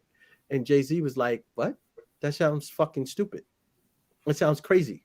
And everybody was like, "Yo, you can't take that job until you have a conversation with Kaepernick. You can't do this until if anybody's ever known Hov, he don't do that." No, so we waited for you. Oh, word. We waited for you. Okay. So his question was on all of these issues when it comes to Brian Flores and someone, Jay-Z, who has this big microphone in front of him. Why isn't he saying anything? Why isn't he more upfront and vocal about it? Right. And my response to that is Jay-Z moves how Jay-Z moves. Jay-Z moves in a way in which you don't see him coming. Right. Jay-Z will maneuver things behind the scenes that you don't have no idea that he had control of.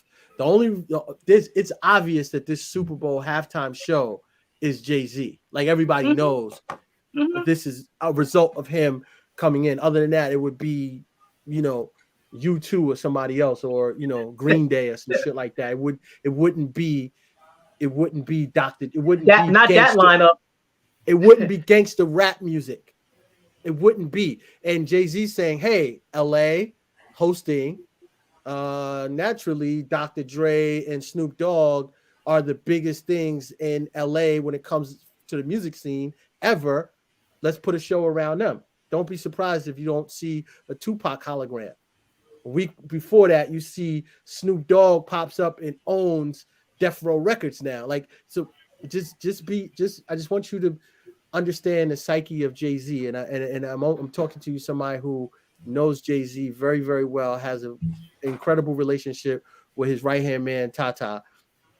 Jay-Z is the ultimate chess player. Jay-Z moves in silence. He disguises his moves. He don't always have to run to TV and say certain things, right? But when he does speak, everything shifts. Everything moves. And that's the mystique of Jay-Z. Jay-Z is not the biggest rap artist to ever live. He's just the smartest.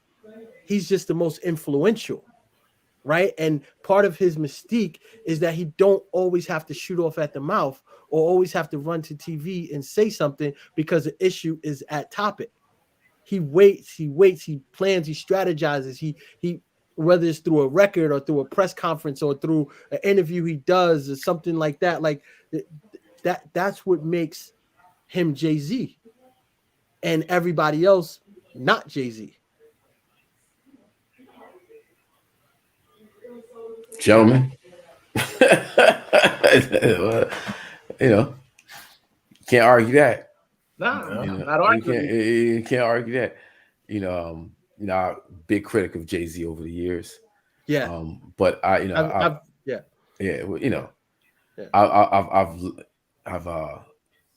I've developed a huge deal of respect for him, Yeah. over the years at the same time. Yeah. And just to be in the position that he is within the NFL, I think it's a good thing. I think it's a great thing. Mhm. I don't think this conversation right now for him is necessary, because I don't think that it really does anything. It's the ball is in the owner's court. I don't think Jay-Z's convincing the owners to But change their but I'm thing sure he's at this point.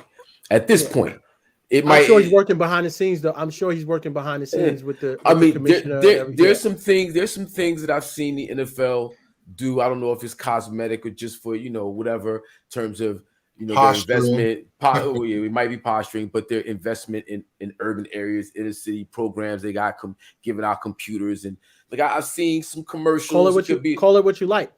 Man, Call it what you like. yeah. So Don't matter. That's but that's like the Colin Kaepernick effect at the same time. Is that okay, the statement was so dope. He's never playing again. But come on, guys, we got to shift. We got to do something different. And then Jay-Z's gonna come in and tell us how to do it. And then we go from there. George Floyd, right? Everybody's Mhm. yo, why isn't Jay-Z saying anything? Why isn't Jay-Z saying anything? Yo, where's your man at? Yo, E, where's your man at? So many people hit me 10 o'clock in the morning. Yo, it's been 3 weeks. Everybody's protesting in Minnesota. Where's your man at? Why your man ain't say nothing? Meanwhile, my son and Tamika are being financed through Jay-Z. And oh, by the way, Jay-Z was playing a bigger game. And what did he do? He wrote a letter to the governor. Like everybody was playing on a municipal level and trying to hold police officers in the police department. And what does Jay-Z do? He just strokes a letter to the governor, and somehow it got published and everybody saw it. And the governor then interceded and took the case away from the local district attorney, and it became a federal matter, right? And it became that's what I'm trying to tell you is that the guy is always strategically thinking how to do it bigger, right? And how to really have maximum impact, right? He's not thinking of doing it the way that everybody else expects him to do it, right? So many people, when Trayvon Martin happened, everybody was like, yo, where's Barack at? Where's Barack at? Why isn't he talking? Why isn't he saying anything? What's taking so long? And then at the right moment, one statement just changed everything else when he said, yo, Trayvon Martin could have been my son at the right time. And then everything came together. Ultimately, Zimmerman got off, but still, he got indicted because of that one statement. And it was at the right time. So sometimes, we gotta give our prominent people leeway to do it how they see fit to do it, and not how we want them to do it, because they are who they are because of their thinking, and we are who we are because of the way we think. And we can't be tearing them down, discredit them without really, because that's what we typically do. You know what I'm saying? But I'm never that cat, and I'm a big Jay fan, so you ain't got to worry about me. I know he's doing his thing. I know who it is. Jay-Z. I just asked the question. And it's a fair question, but and just so every other viewer who's watching this, I hope they really understand it, because I'm sure there's some people who's viewing this who's also like, yo, where's Jay-Z at? Yo, he's supposed to be this, he's supposed to be that. Countless people Jay-Z bailed out of jail without going to the media saying I did this, or Jay-Z, looking out for this person or looking out for that person behind the scenes. And, Charlamagne the God called Jay-Z and was like, yo, my son and Tamika needs funding. Jay-Z gets behind that. Don't go to the media and blast that off. Like, I'm just telling you personal information that I have. Like, people don't understand that when you see Until Freedom around the country moving, doing this and doing that on behalf of African-American people, that's funded strictly by Jay-Z. Yep. So Super Bowl halftime. Super Bowl halftime. Dr. Dre, Eminem, Snoop Dogg, Mary J. Blige. Don't be surprised if you see a hologram of Tupac. Can we say you heard it here first on Matters in No, Sports? no, you can't. No, you can't. No, you can't. No, you can't. Hell no, you can't. Hell no, you can't. But Okay. that's Okay. but I'm anticipating that though. Okay. All right. No, so yeah, because Snoop Dogg just acquired Death Row label and catalog. So that's a power move in it. That's a beautiful look, man. What? That's a beautiful look. What? Yeah. Unbelievable, man. We Like could- he super- owns man. he owns Machiavelli, the album. Mm, Like he owns that. wow. It's crazy. He owns But Dog. he's He just- owns Dog the- owns his how about- own. Because I don't know if you saw the clip where he says he never got one royalty check from any of his music. Hold up, he owns the Chronic. Wow. Yeah. Yeah. There's a video clip of Snoop saying he never got any publishing, any royalties from none of that music. He didn't know what it was. He never got now he owns it all. Yeah, that's poor management. I'm blaming that on him and his lack of choosing the right managers. Like that's poor management. Well, it's just that story, how they came up with just just Dr. Dre. Niggas in the studio,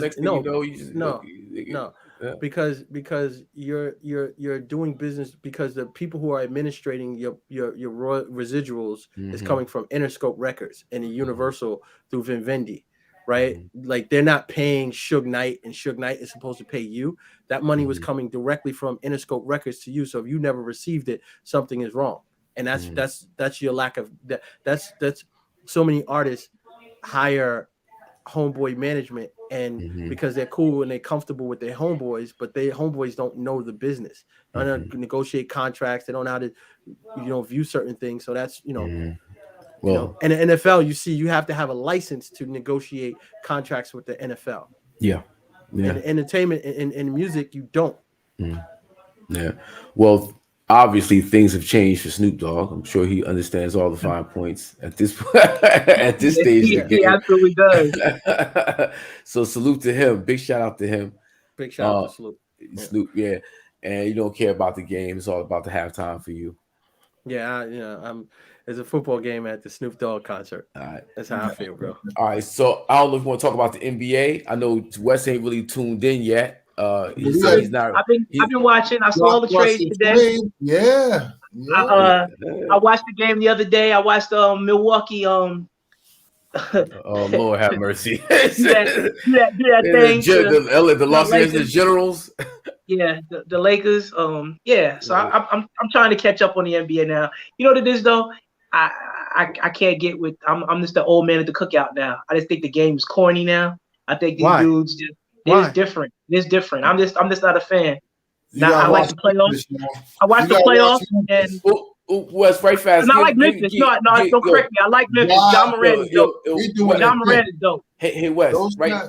Real quick, just give E your quick resume so he can understand where you coming from when you say such a thing, like the style of basketball, how. Oh yeah, I'm an '80s cat. Like the Celtics, the Lakers, the Sixers.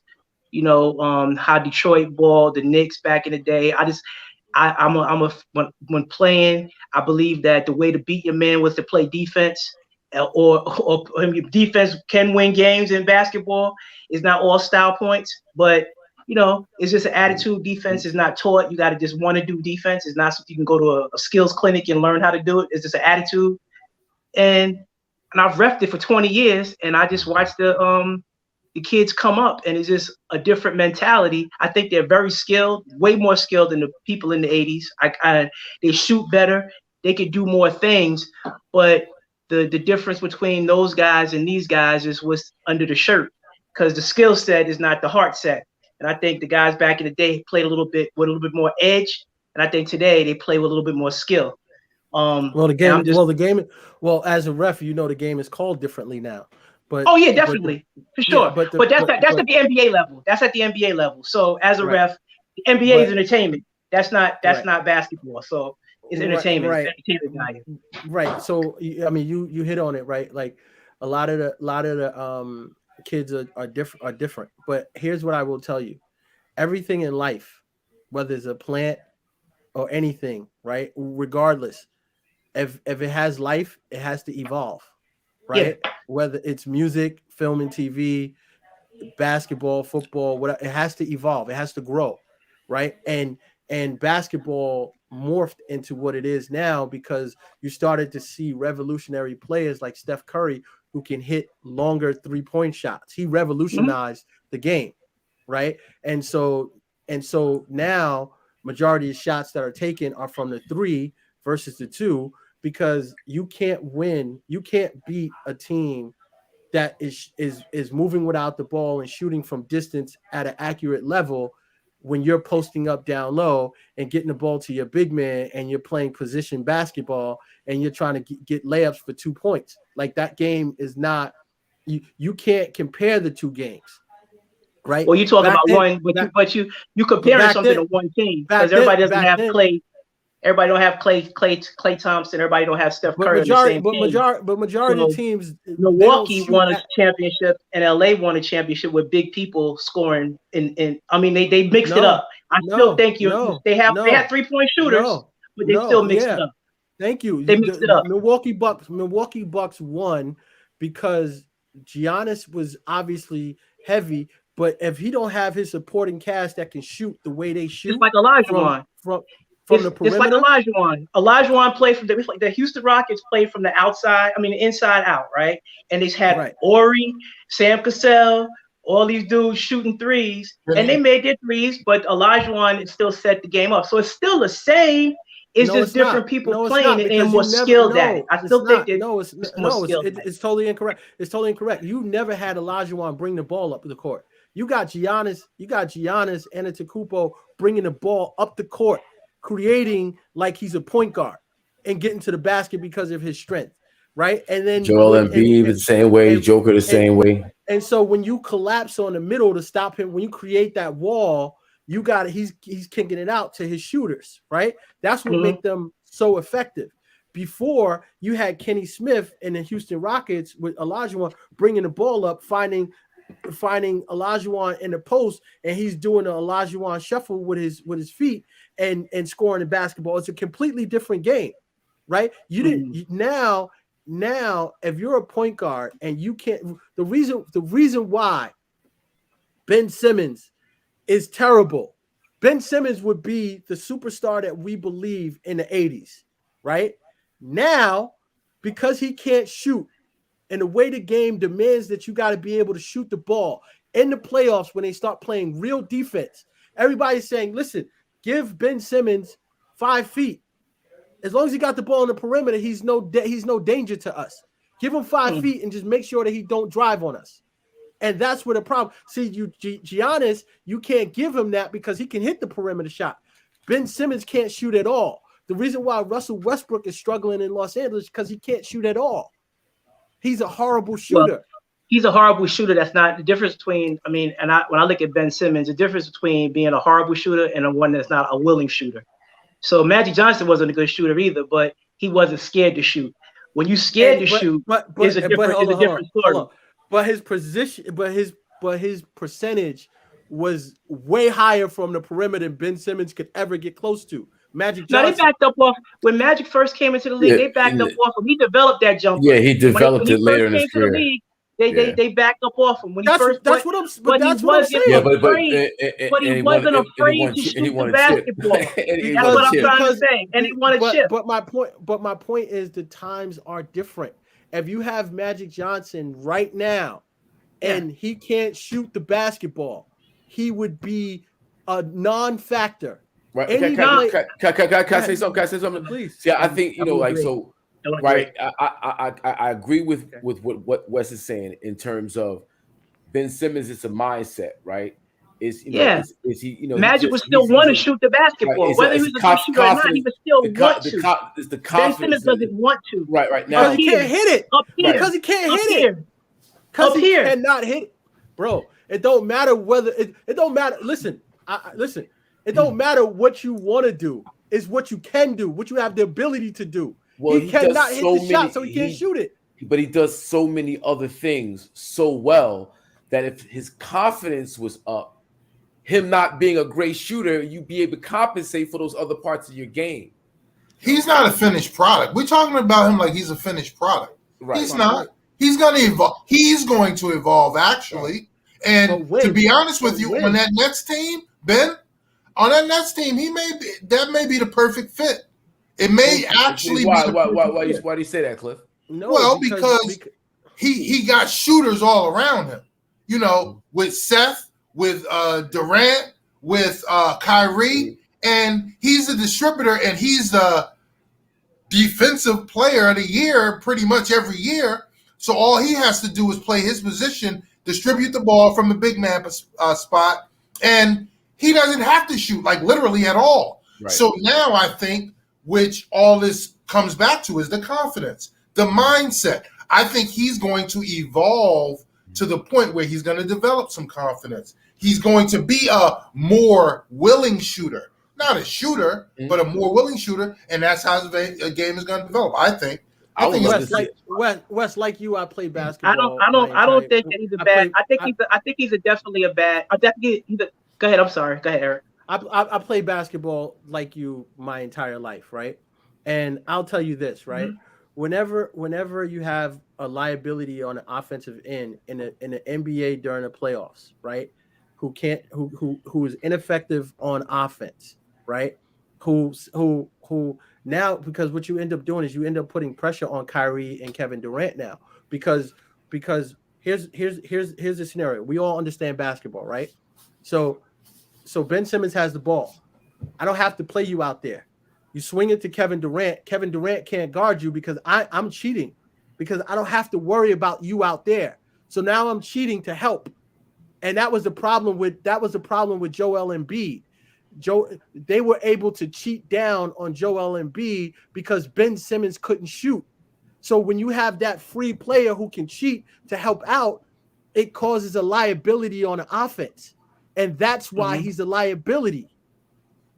And if you drive, all he's got to do is just stand there and defend the drive. And everybody's playing. He's a superstar during the regular season. All-star player, gets his numbers, gets his bonuses, everything. Because nobody's playing defense in the regular season. That's why I said I like the playoffs. Yeah. I watch the playoffs. Right, correct. But in the postseason, when everybody's playing defense, now I can cheat. I can cheat on Durant. I can cheat on Kyrie penetrating the ball because I don't have to worry about him. And that's what causes the liability on offense, right? And until he develops a jump shot, he's always going to hurt his team on offense, no matter what he does on defense. He's going to hurt his team on offense. And when you play against it, and so if they get to the chip and you play a team like Golden State, who could put up 120, 130 points a game, and they are able to cheat on your other players, it's going to hurt. Yeah, well, I think he's going to be a better fit in Brooklyn, right? Like I don't disagree with Cliff saying he's going to be a better fit in Brooklyn. However, when getting to the postseason again, he still hasn't fixed the problem. He can't make free throws either.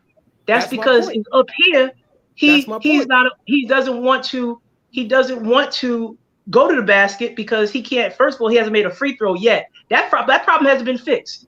So he still hasn't been able to make a free throw in the pressure situation. So does it go away because he has a Brooklyn jersey? I mean, a Brooklyn jersey on? Well, we better hope he's working on it. We better hope he's working on it. He has. Listen, I've been saying this. Hold on. I have a really good friend who's a 76ers fan, and I've been saying this for 6 years to him. However long Ben Simmons has been there, I've been saying, you are not going to win a chip with the 76ers until Ben gets a jump shot. They were supposed to beat Toronto.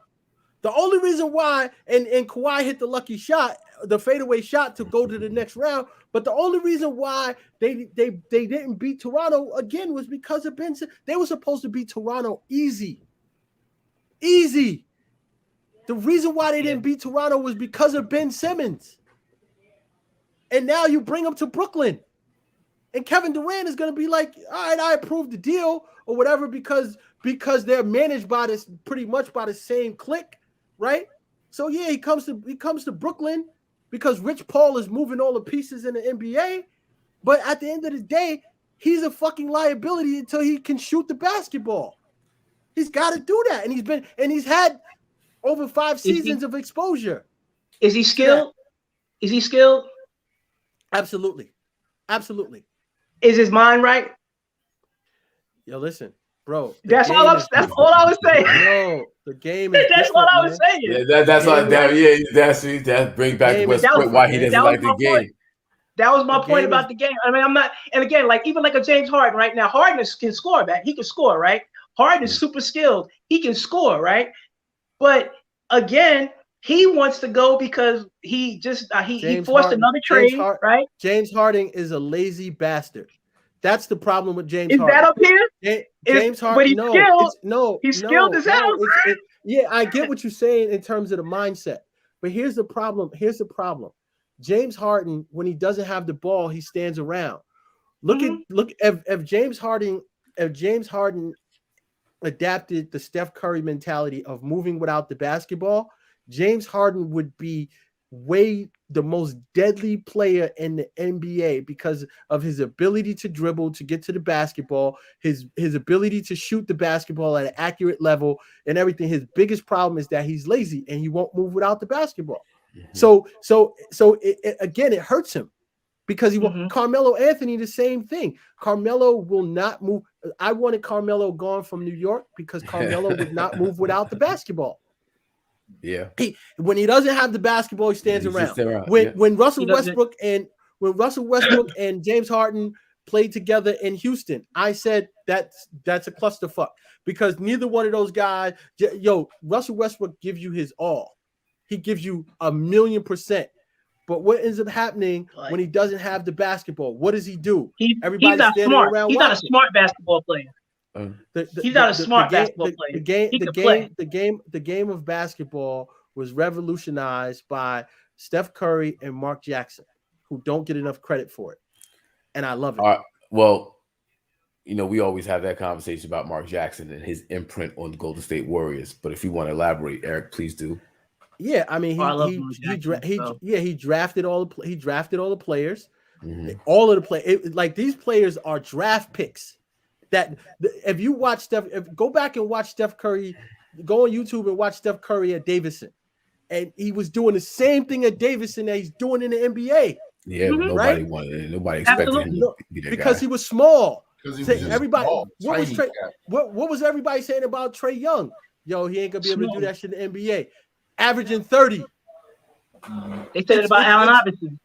It doesn't matter. It's the ability to be able to carve out how you see the game and be able to do what you want to do with the game, and that's what Steph Curry and can I also say that these are also players, I guess, the few that exist that have that little something under the shirt that Wes was talking about too. Steph Curry got a fire in his belly like not a lot of players do in the league.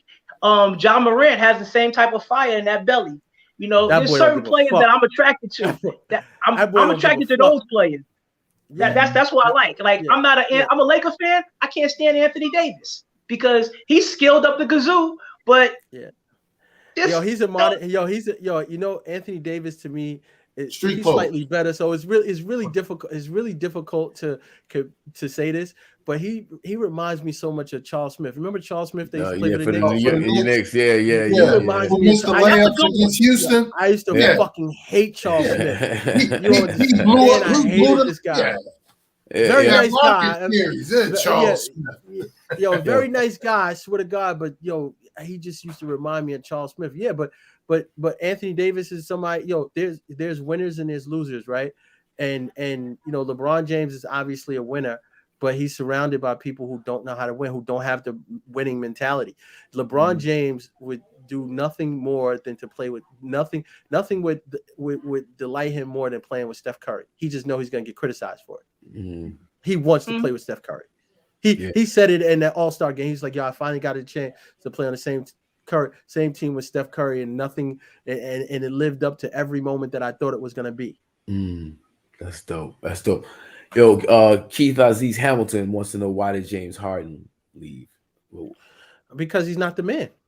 Because he's mad about. I guess he's bitching about the way Kyrie shenanigans, and Kevin Durant is out, but he knows that Kevin Durant should be on the floor right now. Kevin Durant, if tomorrow was the playoffs, Kevin Durant would be playing. He's just like, yeah, I'm chilling. And yo, listen, 82 games is grueling on the body, especially when you got back-to-backs and all of that stuff flying around the country. It's grueling on the body, right? So, Well, rumor has it he didn't like Brooklyn anyway, but his boy Daryl Morey's he's in Philly. Oh, okay, you don't like Brooklyn? Go live in Philadelphia for. I know that's Philly. Go live in Philadelphia. You don't like Brooklyn is one of the flyest places in America to live right now. You kidding me? And you go live in Philadelphia and you see how much you don't like Brooklyn. Kidding me? Yeah, this is crazy. I should have ended up in Atlanta, like Eric had said, with the strippers. Yeah. I mean, to NBA player, man, girls are everywhere, man. There's fly chicks in Philly. There's fly chicks. I mean, and these guys live on the road every day. Every other day they're traveling. So girls is the least of their problems. But good strip clubs in South Jersey. That's funny. But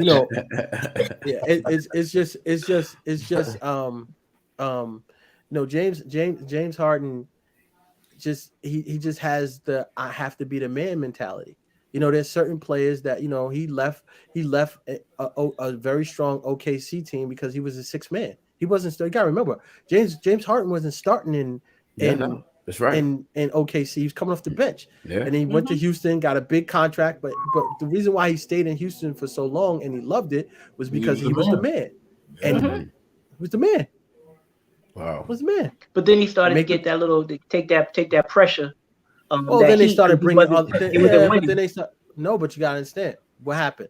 They brought in Chris Paul. Remember the disagreement where him and Chris Paul had on the bench, and it became a problem, and everybody was revering Chris Paul more than they was revering him, and it became, this is not my city no more. I'm out. And then he goes and Kevin Durant convinces him to come to BK and chill with him in BK and let's win a championship. And then after we win a championship, we could do whatever we want. And then COVID hits, and Kevin Durant gets hurt, and shit is crazy. And it's like, all right, I've been here long enough. I'm out. I'm not the man. Everybody's talking about Kevin Durant, and we can't win without Kevin. I don't like this shit. I'm out. It's dumb really shit. It's like that. I thought it would be more so the whole Kyrie situation, and it didn't pan out to be what he got sold on. Believe it or not, the locker room supports Kyrie. Mm-hmm. Yeah, that's dope. The locker room supports him. Believe it or not, they support him. Yeah, I think I have my opinions about it, but it is what it is. And how does that translate into playoff basketball, only playing half the games, or will there be will they lift the vaccination mandate? That's what the rumor has it. New York is going to lift the indoor ban. For celebrities and entertainers. Think about it with Philly, right? Philly gets this guy, right? Oh, like you said. Wait a minute, I'm sorry. Philly, we're gonna talk about the new mayor has alluded to, and this came out of his mouth. He has alluded to lifting the ban for entertainers and celebrities. So you can go do your job, like you could go perform at a concert, or you could perform on a bet. You just have to be you have to be tested like a number of times leading up to each event. So you have to deal with that. But as long as you get a negative test, you can do your job. That's what's about to happen. Okay. Philly, West, James Harden, Philly. Oh no, I was just saying it's kind of messed up that he gets there, and then they play well, because I think him and Embiid are going to be a good fit. But then what's going to happen is the fact that he does James Harden things and doesn't take care of his body before the season starts. he could tweak a quad, a hamstring, or anything in a postseason game, and then the season's over. So he doesn't understand that part of his legacy is the fact that he's a me guy. He don't even try to take care of his body a little bit. It's just I wouldn't want to be a teammate of somebody that doesn't want to take care of themselves. That's all I'm saying, because I can't count on him. And Embiid, it's amazing that he's been as healthy as he has been. But I mean, I hope, knock on wood, he can continue that, because he's definitely on the MVP pace, but he breaks down every year too. You know, you can't count on him for all 82. Here's what I'm gonna tell you, man. There's this thing called the Mamba Mentality, and the Mamba Mentality requires you to be in the best shape of your life, right? It requires you to go all out for this career in a sport that you love, or whether you're a rapper or whether you're, you have the Mamba Mentality. The reason why Kobe Bryant, LeBron James, and Tom Brady, Serena Williams, those people are who they are because they possess the Mamba Mentality. Naomi Osaka reported today that she was watching a low-level tennis match just because she loves the game and she wants to study the game. Like, Tom Brady was the best football player to ever live because it's been reported that he watches 10 times a game film tape that any other football player in the NFL watches, or the food that he puts in his body, and the way he works out his body and keeps his body ready for the game. That's what makes up for his non-athletic ability that Aaron Rodgers and all the other new quarterbacks have, right? And it's because he possessed the Mamba Mentality, and that's how come he beat you, because he's always the smartest guy on the field. Same thing with LeBron James, puts $1 million into his body, taking care of his body. And so, then you got people like James Harden, and everybody, as soon as we start talking about James Harden, see all the comments, stripper club, where's the girls? Because that's his mentality. He possessed all this natural ability, but he doesn't do what's required to be great. And there's so many people who have these natural talent and natural ability, but they don't do the necessary requirements to be great. Yeah, JT, he is. 7 rings. 7 rings. 7 rings. Everything else is an opinion. Everything else is an opinion. 7 rings is facts. Nobody else has 7 rings. So yeah, he is the best player to ever live. No team has 7 rings. In football, no team has 7 rings. Tom Brady's the only person that has 7 rings. Who's the greatest of all time? Not everything. You like to say Tom Brady's the GOAT, or at least Skip Bayless does. He's the GOAT athlete. He's greater than Jordan. He's greater than. Nah, I won't say he's greater than Jordan, and I won't say he's greater than Serena Williams. I got to give it to both of them as the GOATs. The greatest to ever do it's got to be Serena Williams. We talk about GOATs, but part of winning in rings and championships and all of that stuff, you got to think about how you impact the game, right? And yeah, here we go with that bullshit. Yeah, we knew that was coming. But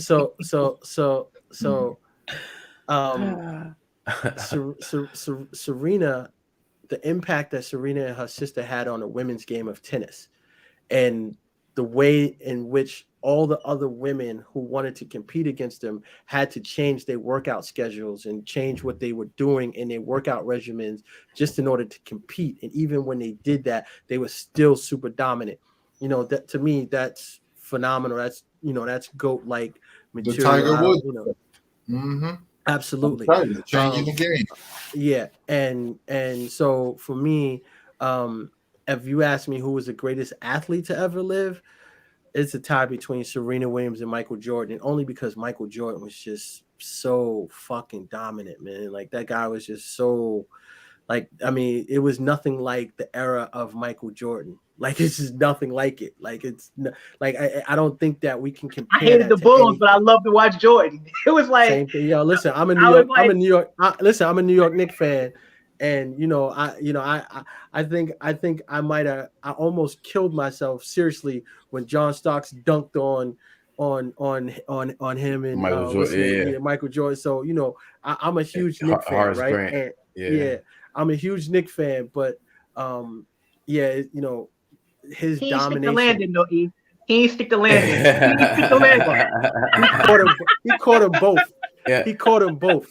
Caught them both, man. Yeah, I was in this thread, and who's the greatest athlete of all time, and they had the top 5, and they had, if I remember correctly, Muhammad Ali, Jordan, Brady, Serena Williams, and it was somebody else was number 5. Well, not to jump in real quick, because the more dominance that we saw, I'm talking about this panel, than Jordan was Gretzky. I mean, we may not have appreciated hockey at the time, but don't get it twisted. That was the biggest set of greatness that we saw live, because the we great saw one. that Yeah, the great one. Of course, I mean, I can't comment on Gretzky because I never really fucking watched. I didn't care. Mhm. So Jim Brown is not the greatest ever. Sorry, Eric. Well, can I hop in right fast? Go. So, when you say greatest athlete, right? You have championships, right? But championships take team effort, right? A lot of things have to fall in place in team sports, especially for things to get a championship, right? Common denominator, though. When you say team sports, you got to include common denominator. And 7 rings is Tom Brady common denominator. I guarantee you that the Tampa Bay Buccaneers, without Tom Brady, it won't even be a fucking conversation. I got you, right? But because the word athlete is the word we're looking at, right? And I take into consideration athleticism, right? And an athlete being able to play multiple professional sports at a high level and win rings with different franchises. I am very Sanders, bro. Hold on. So let me say this. They used to make Jerry Rice cry in practice. Many days, I used to wish that I could get on First Take and talk to Max Kellerman about Tom Brady, right? And the reason why is because just for what you just mentioned when you said athleticism and everybody, the only way you can compare a quarterback is if you only way you can compare a quarterback to Tom Brady is if you put into categories. Who's the most athletic? Who's got the accurate arm? But overall, as a whole, Tom Brady's the greatest quarterback, right? And here's why. And here's why. You know what everybody takes. Right. Yeah. You know what everybody. Hold on. You know what everybody discounts? Everybody discounts, and it's the main ingredients in sports. And you're an athlete, Wes, so you really, really understand it. The main ingredients in sports is IQ. In any sport, right? Mm-hmm. It's the IQ, right? Mm-hmm. If you like, what separates LeBron James and Kobe Bryant and Steph Curry and all the great superstars from the is they have higher understanding of the game than anybody else. The reason why I say Tom Brady is always the smartest guy on the field is because you can't trick him, because he knows everything that's happening and he's controlling the entire environment. It's IQ. That's part of athleticism. Your IQ allows you to maximize your athleticism. If you don't have, my daughter's a star basketball player for girls basketball in high school. And the one thing I'm trying to explain to her, in order to get to the next level, you have to elevate your IQ. So when you talking about athleticism and people who can roll out of the pocket and do all of that, Aaron Rodgers went home in the first round. Patrick Mahomes went home. All these guys went home simply because Tom Brady sunned all of the top NFL quarterbacks last year in a row, simply because he is smarter on the field than every other player, because he prepares like no other player. And that's important. And that's what we need to teach our kids, is to be prepared. Yes. Not to rely on natural ability. Yeah. Oh, no, not taking anything away from Tom Brady, right? Definitely, I think he's the greatest quarterback of all time, hands down, right? That's my opinion, hands down, right? I don't think there's an argument. When we talk about athlete, again, IQ, across multiple professional sports, being able to walk off the field, hit a home run, and then go score a touchdown in the same week. should have said Same day. Same day. The same day, Yeah, bro. but And one was a World Series. but one I was a promise World you, Series. but I promise you this. I promise you this. I promise you this. One of the greatest quarterbacks in Florida, high school Florida history. Let me say this to you. This dude is I crazy. would promise you that it's more common than you think. He just did it. But I promise you that there's other athletes. I watched the linebacker on YouTube the other day play basketball doing like NBA level shit. He's not playing in the NBA, right? And he said, I mean, yeah, it was between football and basketball. I could have went to the NBA. I chose my love and my passion was football. I guarantee you, it's more common. Kyler Murray could do that, but it's more common than you think. The effort. No, it's like the effort. It's more common than you think. I tell you this, to compete on that level. It's more common than you think. We know that Bo Jackson was at a higher level than Deion. He just got hurt. Don't get it twisted. But he got hurt. Yeah, he got hurt. He got hurt. It's more common than you think, bro. Deion Sanders didn't not taking away anything from my man Smooth Deion. But what I'm saying to you is that I promise you it's more common than you think. Track and field, quarterback. I think there are a lot of athletes that could play two sports. I agree with that. Yeah. But to actually go, but I think it takes the execution of it is and to perform what you got to understand. When I say at that level, this is what I'm talking about. Championship level. The ability. Pro level. Championship level. Championship level. Championship level. I get it. Championship level. That's the only other hit a home run in a Major League Baseball game, leave, travel, deal with the press on your way there. Yo, it's more common than you think, bro. It's more common. Bo was the only cat. Suit up. I'm telling you, go and execute. And I don't know about that. It's more common than listen. At the level of Deion Sanders, bro. You're forced in a high school level to choose a sport because your high school teams don't allow you to play multiple sports, right? If you're playing basketball, you're playing basketball. You're playing football, you're playing some of the sports are winter sports. You're forced. Think about Deion Sanders and his level. I hear what you're saying. What I'm trying to explain to you, listen to me, my brother. It's more common than you think. He just did it. That's all. It's not like, oh shit. There's athletes who were sitting there going, I could do that. They just don't do it. LeBron James is sitting there selling you, listen, my guy, I can be an elite wide receiver in the NFL.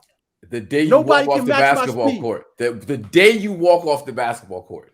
You could walk off the basketball court and the same day play up into that's hard, bro. I'm sorry. No, it's not. Why? You're an athlete. Why? Coordination, like it's Michael Jordan couldn't do it. LeBron James. LeBron James couldn't do it. Everybody, I would be an elite wide receiver in the NFL if it wasn't for basketball. I'm sure he would, but not on the same day. Like you have to prepare for it. Football is just something you just don't walk on the football field and on a high level, Super Bowl championship level, be able to execute unless you're that guy. I'm not saying that there's not professional football players who could compete in the NBA. Tons of them. Chris Carter. Who's the other? Mad Joke is good.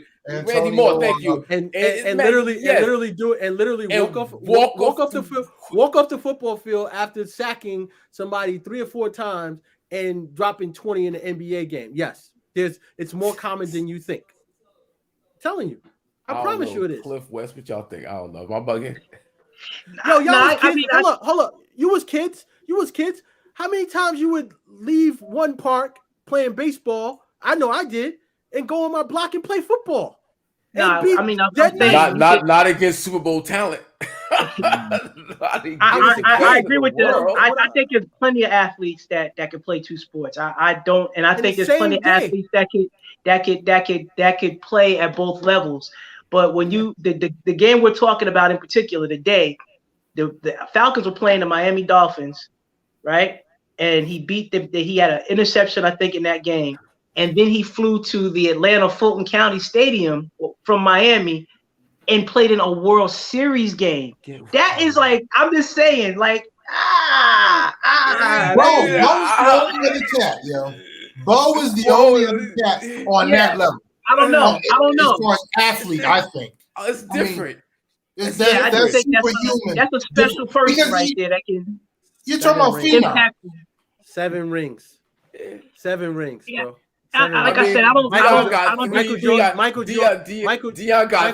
Super Bowl, Michael NFL Jordan rings 6 rings. In a World Championship ring for baseball. Michael Jordan 6 rings. Serena Williams is put that shit. There's no tennis player that's gonna catch her.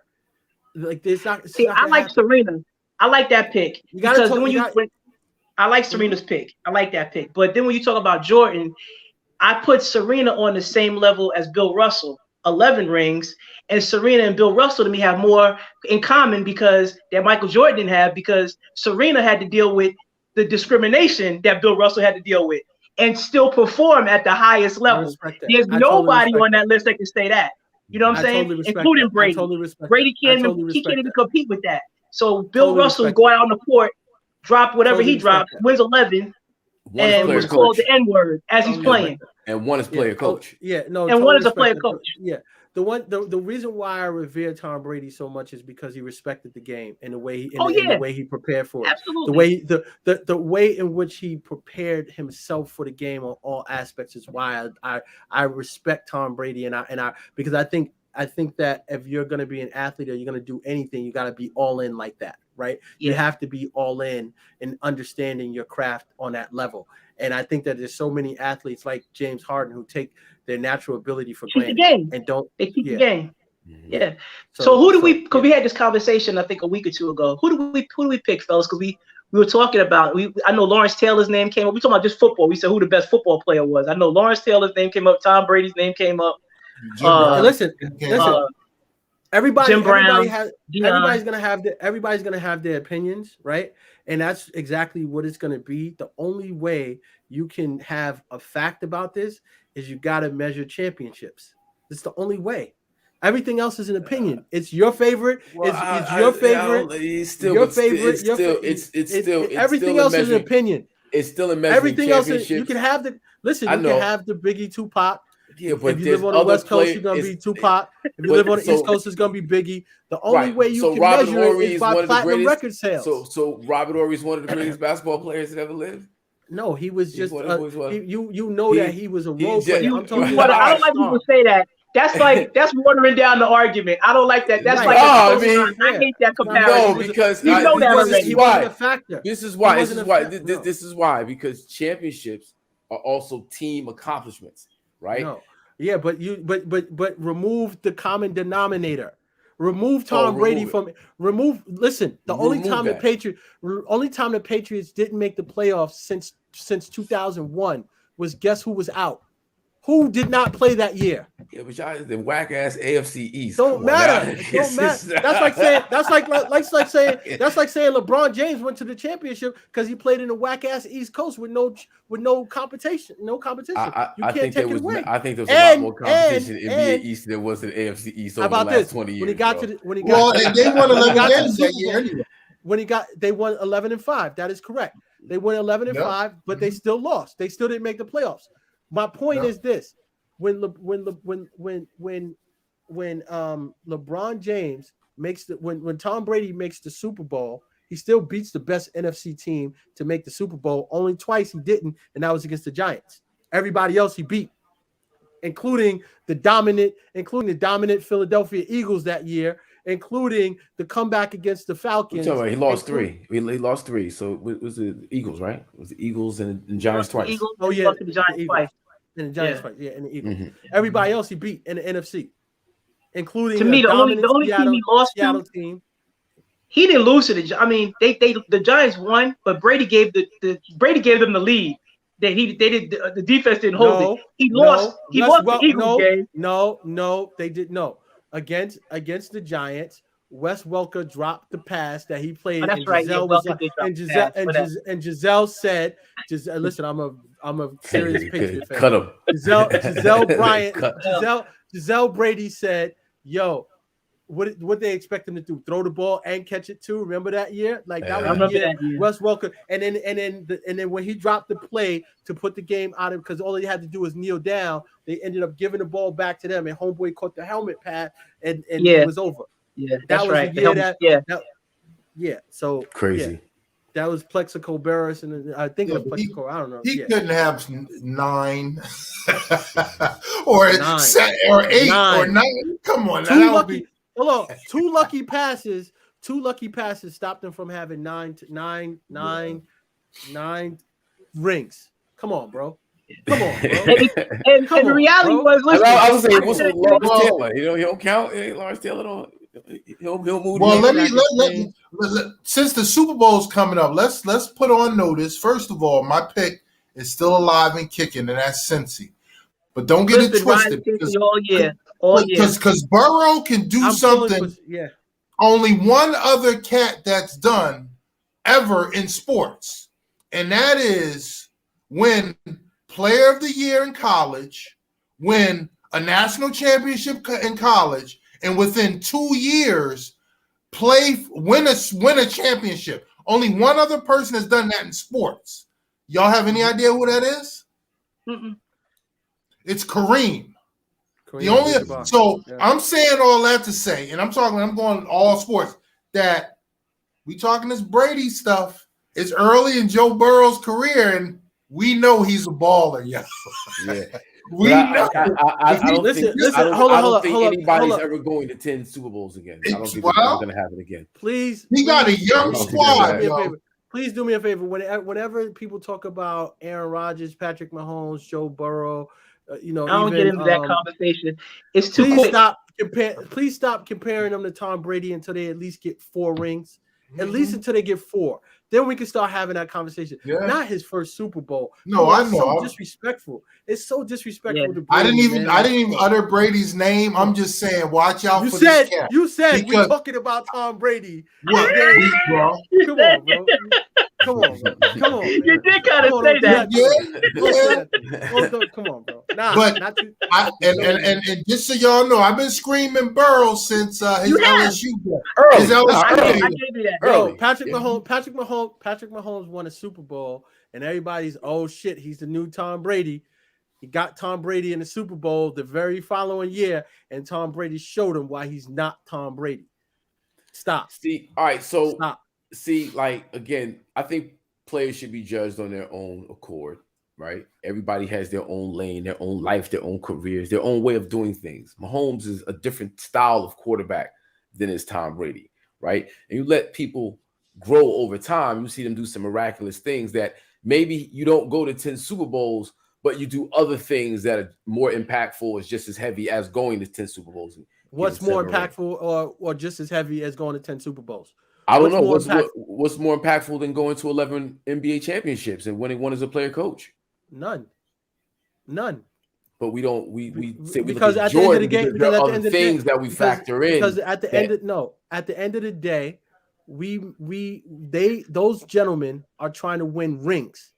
They don't care about individual accolades. Jordan we say Jordan is the GOAT. And he won Charles 6. Barkley is 6 is less than 11. Yo, Charles Barkley is forever out of any. They clown Charles Barkley constantly because, yo, bro, you don't know what it feels like to win, so shut up. Right? Like, you can always say that to somebody when you don't win rings. But when Bill Russell has 11, I'm for you. And the reason why we say, I've never seen that man play ball. So I got you. The reason why we consider Jordan a GOAT is because we factor other things in. I'm not saying Jordan's not the GOAT. I'm saying that there's other things other than rings, hardware, like I didn't see him play. Yeah, but if you know he won 11 rings, you know that there was a league, you know Bill Russell's a dominant person in that league. Yeah. You kind of discount it because we factor other things in. Yeah, I entertained the conversation because I understand I'm on a sports show. But I said in the barbershop 2 weeks ago when we were talking about this very thing, it's very difficult to talk about who's the greatest ever or whatever, because these things can't be proven, right? And it's all about opinions. All we can do is categorize based on eras, right? So Jordan, greatest in his era. Kobe, arguably greatest in his era. Steph Curry, probably arguably greatest in his era right now. Serena Williams, because you can arguably say Martina Navratilova record can stand up to Serena Williams, right? But so you give Martina that era, you give Serena her era, and that's how we can categorize these people. But to just say overall who is the pinnacle of it all, it's very because it becomes about a matter of opinion, and then you start to talk about Russell, you start to talk about 11 rings versus 6 rings and other factors and all of that stuff, and it's like it becomes about preference, right? It's about what you prefer versus what I prefer, and that's why when they talk about quarterbacks and they talk about football players, everything else is an opinion. If you don't like New England, you're gonna hate Brady, right? So it's gonna be very difficult for his name to come out of your mouth, right? Only thing you could do is just say 7 rings or 6 rings for Jordan or 11 rings for Russell, or you got to measure it by the championships because that's what they're doing it for. Everything else is just a matter of opinion and preference, who you love, right? You're a Steelers fan, you'd be like, well, what about Bradshaw? Or, what about Lynn Swann? Or, what about Mean Joe Green? Or, you know what I'm saying? Like, I mean, Kareem got the points. Well, I think how Brady did it, for as long as he did it, and rings, all of that come because if Patrick Mahomes won 4 in a row at this point, and then that 5th season from now, his career ended, then maybe we'll be looking at him like the Jordan to the Russell, the Mahomes to the Brady, how he dominated the area, fell short with rings because he didn't have the tenure, the number of years to. But you can't argue Brady. I mean, you just. I'm gonna tell you who was the heir. I'm gonna tell you who was the real heir apparent to Tom Brady, but he retired. What was homeboy who was quarterback at Indianapolis? Andrew Luck. Andrew Luck. He was gonna be the heir apparent. He was the one. Did he go to Super Bowl? He go to Super Bowl. He went to he played 2 years, but he got hurt. Yeah, he wasn't going. Yeah, he got hurt. He just got tired of getting dinged up. Like I'm telling you, he was. I think Tom Brady was going to Super Bowls off the rip. Yeah, but I mean, you couldn't beat the problem with the Indianapolis Colts is they were in the AFC against Tom Brady, and you can't just beat the Patriots with Aaron Hernandez and Gronk and that whole defense. Teddy Bruschi and Brady never took his money. Again, that a lot of these things that built his career, it just won't happen anymore. It's just not gonna happen. And he realizes that there's life after. Like you making so much money in endorsements, and then think about he's gonna make more money off the field now than he made playing football. He's gonna be Tom Brady. Come on, bro. Yeah. I mean, his friends are all billionaires who just want to hang out with him. Like it's nuts. Yeah. He's gonna make more money not playing football than he is playing football. Jordan's making more money not playing basketball. I would say Tom Brady's probably like the closest thing we've seen to Jordan since Jordan. Yeah, yeah, I agree.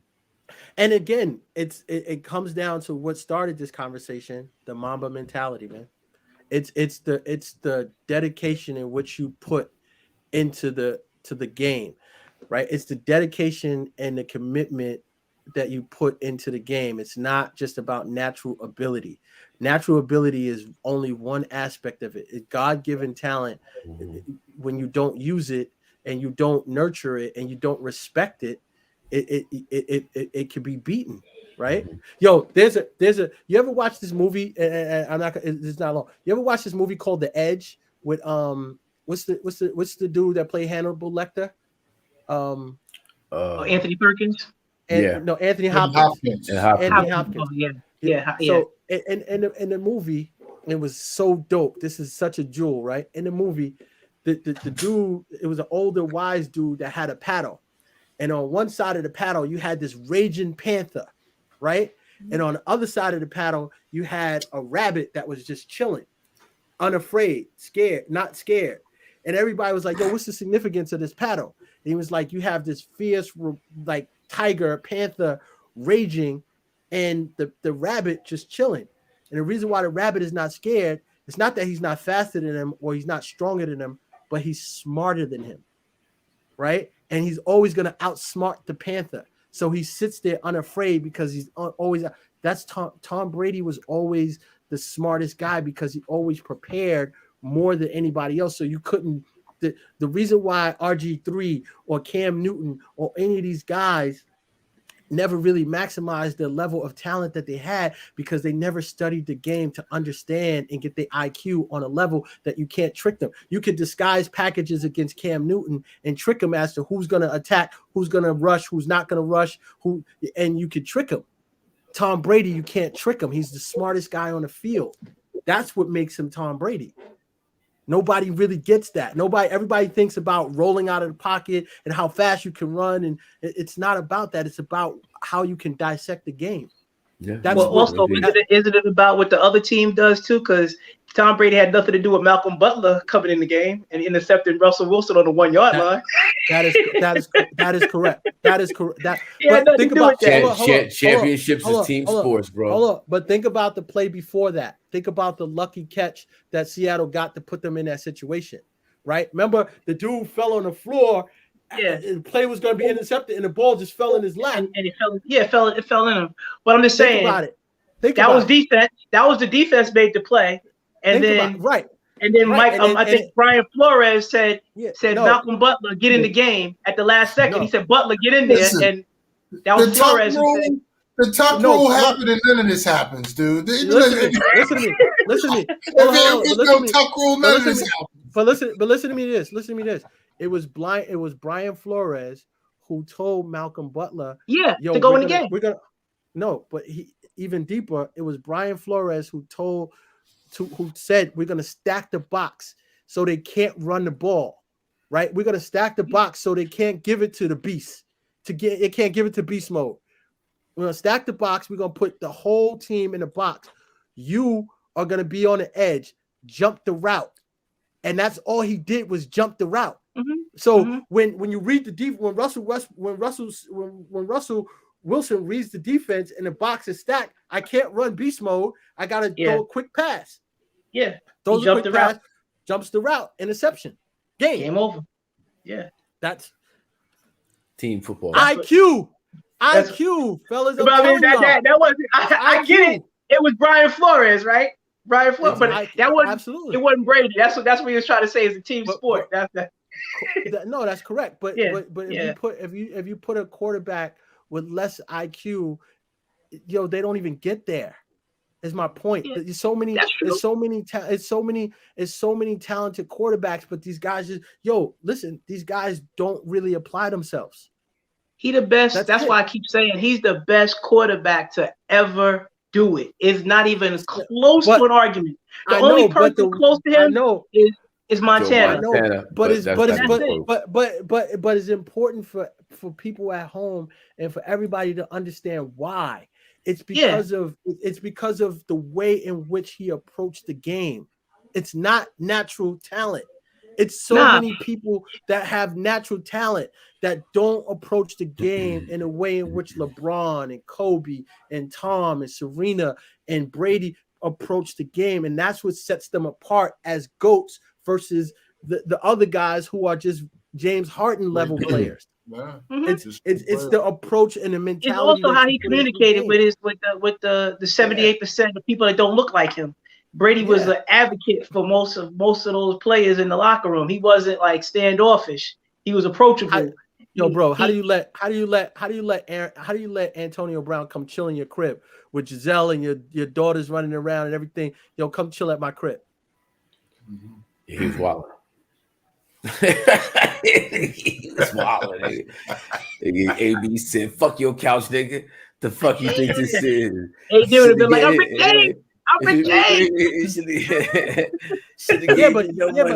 as a black athlete, you're running back, right? Like Jarvis Ben Green Ellis, right?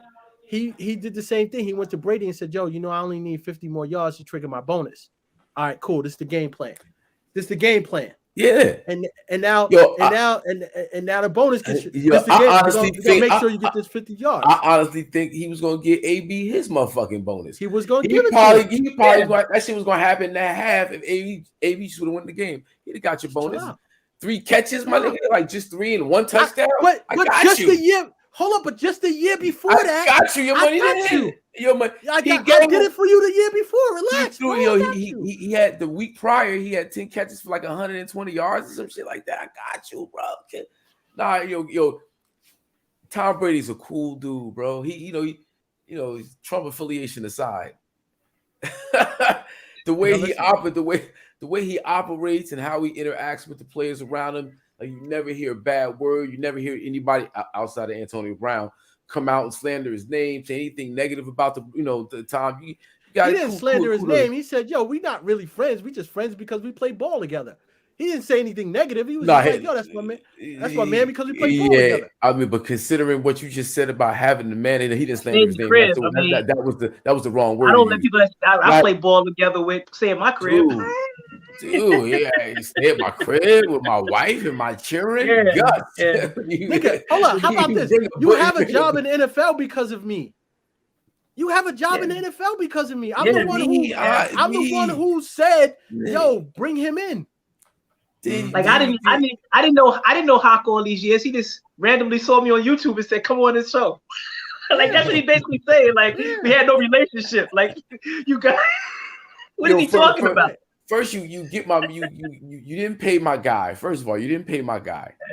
I hooked you up with my guy, his chef, and he didn't pay his guy, and that's how the thing got leaked about the vaccination card. That was the riff. You got me caught up in some bullshit, AB. What are you doing? Right. Right.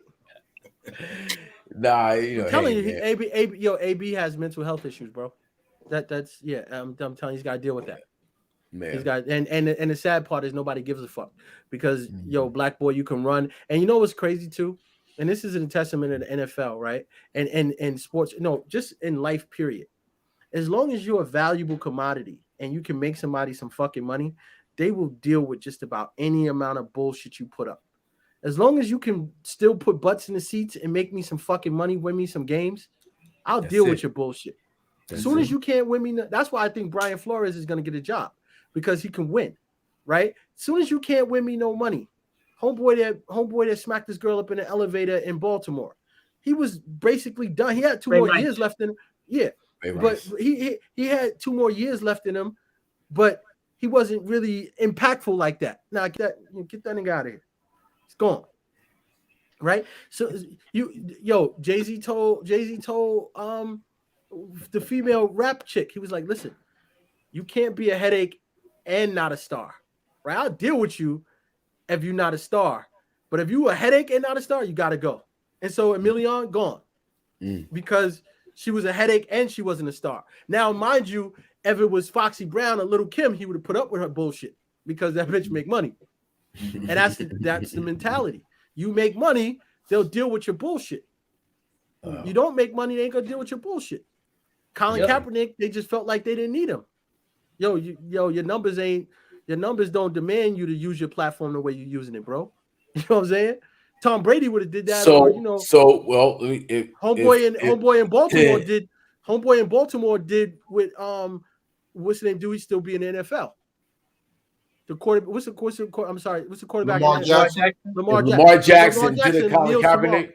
He would still be in NFL tomorrow. If he did it first, he wouldn't.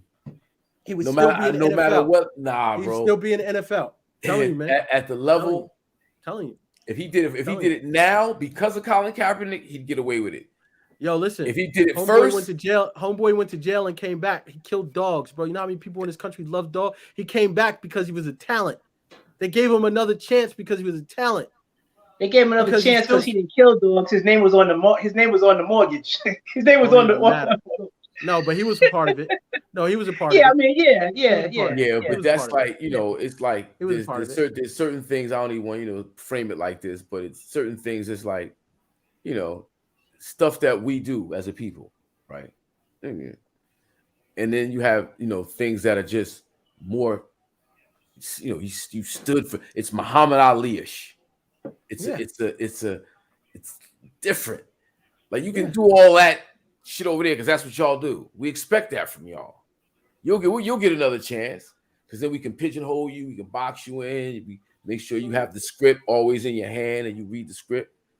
Somebody that says, "Nah, I'm not following the script," becomes harder. I think. But Depends all right, on the so talent. Depends on the talent. depends Yeah. on the talent. All right. Okay. As long as you okay. can make, at the end of the day, man, it comes down to this bread, man. As long as you can make somebody some money, they'll deal with your bullshit. Mhm. Think about it. If there's enough money, we jump on planes, we go certain places. If it ain't enough money, we don't need it. Man, fuck that shit. Trust me. You can make somebody some money, they'll deal with just about any amount of bullshit you want to put up with. Because they know at the end of the day, they're going to get to the money. If there ain't no money, There it is. fuck it. Real talk. There it is. All right, gentlemen, we've been on for like 2.5 hours. This has been a good one. Man. This was good, fellas. This was great. This is great. This is a Invite good me one. back anytime, man. It's a pleasure. Oh yeah, for Invite me back. sure. I'm glad. I hope the Super Bowl. I got a feeling that the ratings on the Super Bowl is not going to be as great. I think the halftime show is going to be phenomenal because people want to see what it's going to be, right? But I don't think that the game itself garners two teams that garner like super huge ratings. So Joe Burrow is definitely a budding star. So people are going to watch that. I don't really care for Matthew Stafford that much. I don't really. You got Odell Beckham Jr. though. You got Aaron Donald. I'm happy for Odell. The way the Giants treated him, I'm happy for Odell. Very happy for Odell Beckham. He's been doing his thing. Yep. We didn't give enough shit to the Giants today too, though. But we will. What the Giants did to Brian Flores was fucked up. Horrible. Yeah, it was horrible. We didn't crucify them enough. And they should get it because Jerry Jones acts a fool. Giant fans definitely hop on the bash. Yeah. But there was something else I wanted to say. NFL owners is just wow, crazy, bro. Like these niggas is like because they can. There's no competition. They like this. They like that. They like this. Whatever we want to do. We don't care. This is my house. This is my house. I do what I want. Everybody's name is Lillian. Lillian cannot go outside. That nigga offered $100,000 a game to lose. I give you $100,000 to lose. And he sweat that shit. Yep. Oh, so just give us a pick, bro. I know you ain't interested, but just give us a pick. Cincinnati. All right, there you go. I like Cincinnati. All right. I don't like Joe Burrow. I like Cincinnati. I would love to see Odell get a ring outside of the Giants, but I'm gonna go with Cincinnati. Yeah. Okay. Yeah. All right. So Wes, Cliff, y'all want to help me close out? You want final words on the Super Bowl coming up on Sunday? I don't really care either who wins, but Cincinnati, baby. It's the window or the stairs. Yes, so real quick, Cliff, explain to Eric what that is and what that's all about and how successful you've been over the season before we break up out of here. Yeah, well, every week we had the panel, do picks or whatever, but I always had a best bet and the top dog of the week, and I had some pretty good record, 14-3 best bet. My dogs were 11-6 and in the playoffs 10-2. Midway, let me ask you a question, Cliff. Midway through the season, who'd you have going through to the Super Bowl? Midway, probably Tampa Bay and Kansas City, but probably 3/4 of the way I jumped on Cincinnati. Yeah, he was on Cincinnati early. Tell you that I said that they're a sleeper. I just like the way they was playing. I like their offensive, the weapons they have, the way Burrow is just unflappable. I was just watch him. I didn't think that. I didn't think that. I just by the early half of the season, I didn't think that Kansas City was real. I just thought their schedule got a little bit easy, and I just think that they was getting some wins that they should have gotten, and I didn't really think that. I also thought the Titans was a fraud. I thought they were. I didn't think they were real either. I never really. I thought that I thought the Cardinals were frauds. I didn't think that they were, really as good as their record said they were. I thought that they were going to be out soon. So, yeah, but yeah, I'm hoping. Here's my wish, man. I'm hoping it's a good game. Yeah. I'm hoping it's I'm hoping it's like exciting, but other than that, Yeah, because Brady's last not year was there, a dud. Patriots not there, whatever. Last year was a dud. It was a blowout. The Tampa Bay waxed them. So yeah, I definitely hope it's a good game down to the end. Yeah, Brady had a point to prove. Yeah, two good quarterbacks. Both squads have excellent receiving cores. I like Joe Mixon. Since he's running game, I think will be a little bit more active than the Rams.